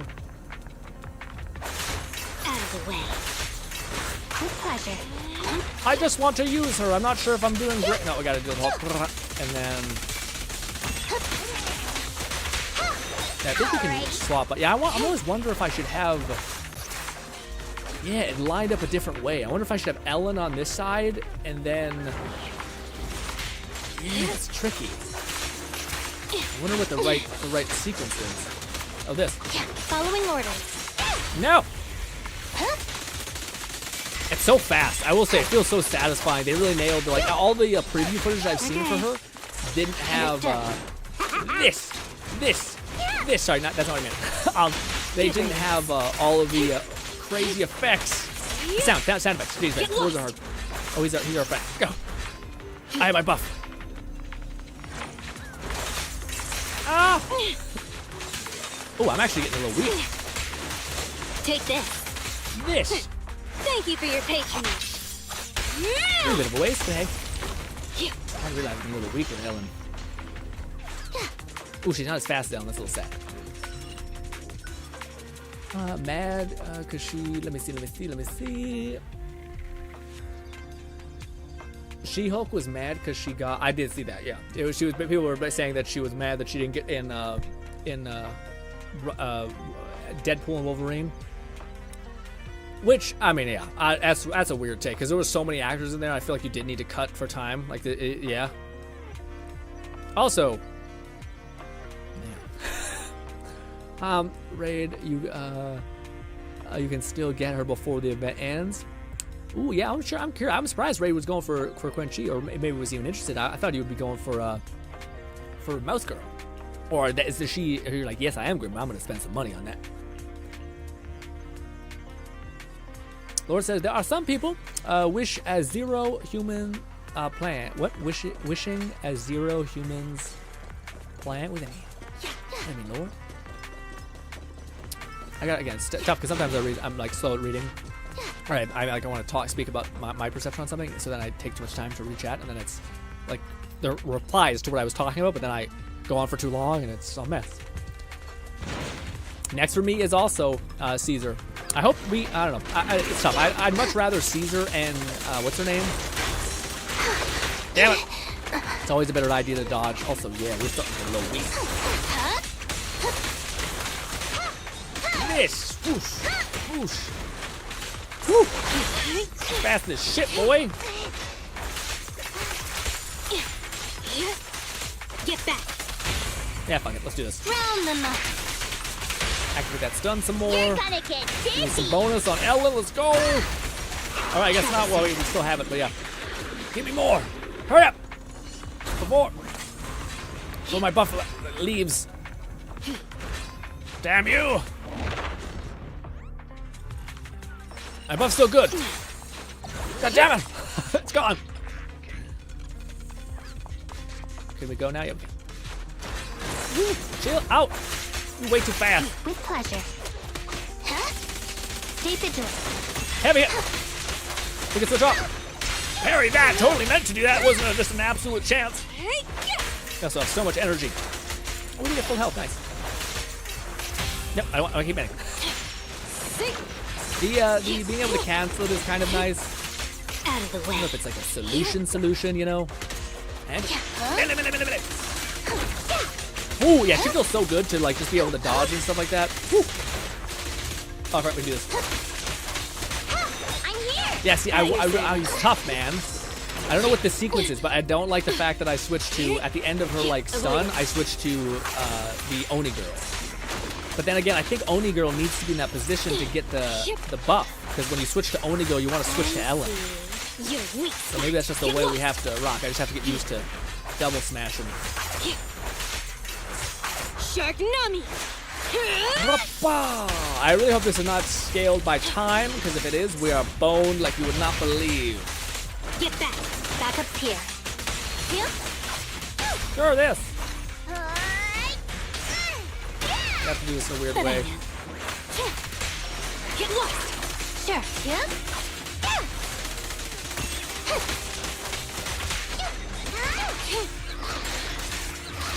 Take this. That's it. I'm not sure we did a good enough job. Zeph says, I'm still considering of whether I could get Qingyi or if she has a great skill of hitting. What do you mean, Zeph? Do you mean like, what do you call it? She's a good stunner character.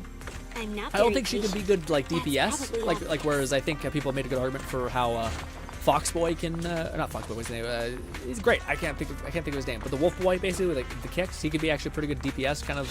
You have to kind of thing. The target is a But high-risk I mean, man, she civilian. feels fantastic. Again, I still think like I'm in a position where I like having a stunner character is what I kind of need, like deeply. So for me, it makes a lot of sense. Whereas if you didn't have Ellen or like a good attacker, I think it makes a lot of sense to wait for Mouse Girl. Also, I'm so sorry, guys. I'm so bad with names. But yeah. But to me, that's what makes it really valuable. Also, if this is the end game like attack missions, this is awesome. I much prefer this. Shark Girl, even though it's not yeah.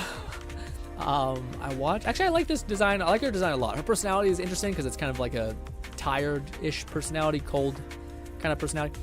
But at the same time, I really dig the style. Like I like the short hair with the red, the little shark teeth are cute, earrings are fire. Finally, maybe I'll be able to actually fight you. Yeah, I guess I should just listen. Are you stunned? Oh, I'm trying to do this. She's so short that she's not actually getting. I was about to say that should be enough. Is it enough? No, it's not. We're gonna do that, and we're gonna do this. One more hit. Nope. Is she stunned? Oh, she is stunned. Shit. This. Sorry. How annoying. Again, I'm not used to her attacks not doing full damage. No, that's not what I'm trying to say. You want to play with me? This. And then this. What am I trying to say? Get back. I'm not used to, what do you call it, her normal attacks doing, like, pretty fine stuns. Woo! This is where, like, characters with range would be pretty fire, because this character specifically. Woo! Oh my god, chill. This. So, yeah, see, I don't like that, like, a lot of the bosses, maybe I gotta stun them. But I wish I could, like, fight back, essentially. You know, there's a lot of times where I feel like I'm not able to stand. Oh my god, that hurt so much. Face the consequences. Just let me stun you, you son of a bitch! She died. She died immediately. I have to use her energy here. Don't!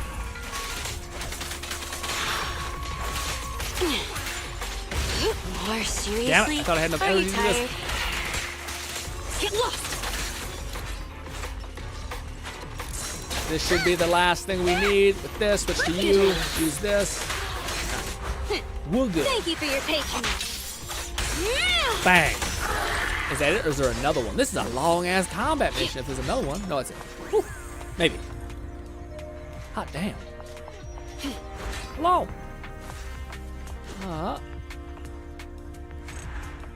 Ray says, I watched a buddy play Jan during the story, and she looks cracked. Dang, Ray. Oh, I'm sure she's going to be crazy. I have very little doubt that she'll be probably the main DPS queen for a while. And it's funny because I think, like, I would like to hope that Caesar comes out, but I think she just, I mean, in general, she'll just make her better. So, yeah, because they're both physical, you know. I think Caesar, there's a low likelihood that she'll be like on par as a high-end DPS, which is a shame because it'd be cool if she was. But yeah. Ladies and gentlemen, that is the stream. Thank you so much for hanging out with me. Oh shit! Thanks for sharing wisdom, Prakti. Oh.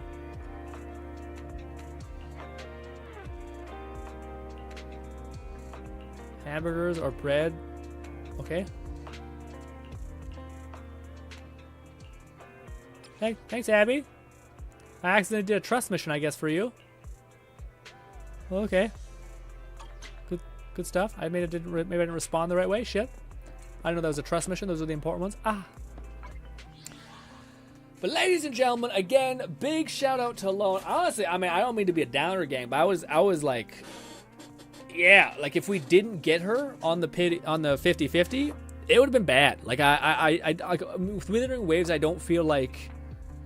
Maybe that's it. Maybe it's just that there are like so many things in Wuthering Waves I feel like I could do that I don't feel like it'd be as bad. Like we had an encore for a long time, so it's not like I need something new to constantly keep me satisfied. But I'll be honest, if we didn't get her, if we lost the 50-50 and I was like stuck with basically like I'd either have to spend every point that I got on the banner, and then maybe I got her. Or sorry, maybe I didn't get her, and then I'd be kind of stuck in this like limbo hell. It's tough. I mean, I guess you pity carries over to the next banner, I guess, so it's not nothing. But I don't know. It's a little. Yeah, I'm happy that we got her. Let's say that, because again, this game to me, it's especially if I'm planning on like waiting till Caesar. It makes it a lot easier to wait because now I have my full team. I can just keep investing in them. I can now justify like forcing myself to get to endgame, even if I have to burn through the story, which is a shame because again, I like the story a lot, and I don't want to have to force myself to chew through it even though I'm full. But anyways, again, big shout out to Lone. Thank you so much for the donation, Lone. I helped immensely actually, and yeah, hopefully we can make her sing. Essentially, we also have a pretty good weapon for her, so this is not a bad fate that we are left with. Here's hoping that Caesar is everything that we hope her to be. So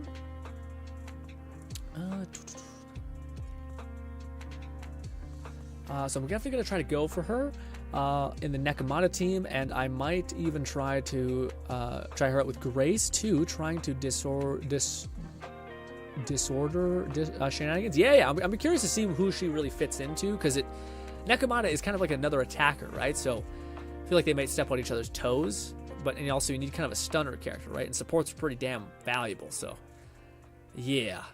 I do think the bow staff girl is good. Like, again, my main issue is that, like, it's weird because, like, do you go with the mouse girl, who theoretically is going to be, like, for a while now, the best DPS, because there's no real DPS coming down the pipeline that's, I think, going to be able to beat her. I can see her being the king dog for a while, because, again, I don't think Caesar's going to be. I don't think an A rank is going to be either. But yeah, so do you go for like high damage output just flat with the mouse girl, or do you go with a character that basically supports yourself and gives you like 80% bonus stun damage on just by using her? Like, she's theoretically future proof, but it's kind of, I think we're going to end up at the same route of like this character Jane Doe is going to do so much fucking damage that you're going to be able to nuke shit, and yeah, and then you're gonna, or you could have the one character who weakens enemies so that your current DPS can do a lot, which to me is preferred because I do really like Ellen. Her kit and all that stuff feels like I can just keep rattling off, but hell, maybe Jando is gonna be the same thing where she's just gonna fucking be able just to let it rip constantly, you know? Guns or ranged stunners would be, yeah, that'd be fucking amazing. Because there's definitely that weird thing where you're waiting. That's the one thing I don't like, which I really did like about Rena. Rena can like stay far away back and just keep like summoning little decoys and shit. I think arguably the one girl does too. Lucy, she's like can basically queue up a ton of damage for you in the background. I'm looking forward to the trailer of that China Korean game. Chinese Korean are cooking some games. Yeah. There's a couple ones we've seen. I'm always a little weird for that one because I think, you know, Chinese games tend to, at least in my experience, be pretty lean towards predatory gacha in a strong way. But maybe, I don't know, I heard some people saying that like they're banning games over there that are too fucked up, like too much stuff. So maybe they're, I don't know, maybe they're actually going to become one of the best places for like no gacha or like less predatory monetization practices. Loan saved the day for sure. Fluff says, glad to it worked out with the pity range. You won the 50-50. Honestly, depends on what character you have or such need. Like you probably wouldn't have gone for Qingyi if you had liked her. Yeah, that's true. Yeah. Again, it is the reason why I went for her is because of also Lycan.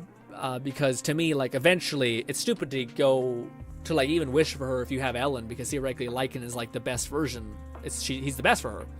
He weakens against ice, and she just, well, actually at this point I think she might actually edge out even him because of the damage amp. But even still, she's good. But to me, I still need a stunner for my tank team, you know. And I'm really hoping that an S rank tank like Caesar does also some support stuff, you know. So that'll be ideal, where she like hopefully does some support stuff. I mean, ideally, again, she also like has a mechanic that lets you like suck in damage from your DPS and then times her damage by that amount, so that she can also have like some time on field to fuck shit up and, you know, rip things apart. Also, I think out of all of the like tanks that we've seen, she makes the most sense to be like an offensive tank. She has like a fucking like a buzzsaw shield, I think. Yeah, she has like a sword. It's not like a baton. It's like a fucking sword. So yeah, or is it an axe? I think it's a sword. Since you already have Ellen, you opted not to get. So yeah. It's all about the value characters hold for you and your account. Yeah. Lone says, yeah, that's why I'm skipping, because I already have Stunner in Collida, Hammer. Yeah, the Hammer girl. Yeah. Yep. Makes sense. And again, some of the stunners are pretty good in the game. Like, you don't need. Again, I think at the last minute it's a smart choice where they basically made the bow staff girl like they gave her like such a damage amp that like she it's not like a 30% bonus on stun, it's like a fucking 80% bonus or something crazy. So I think that's why they're like, yeah, we need to incentivize this just a little bit more. And I think it makes sense. It makes it like at least now there's an option for why you wouldn't go on the mouse girl, who's come with 2 new characters.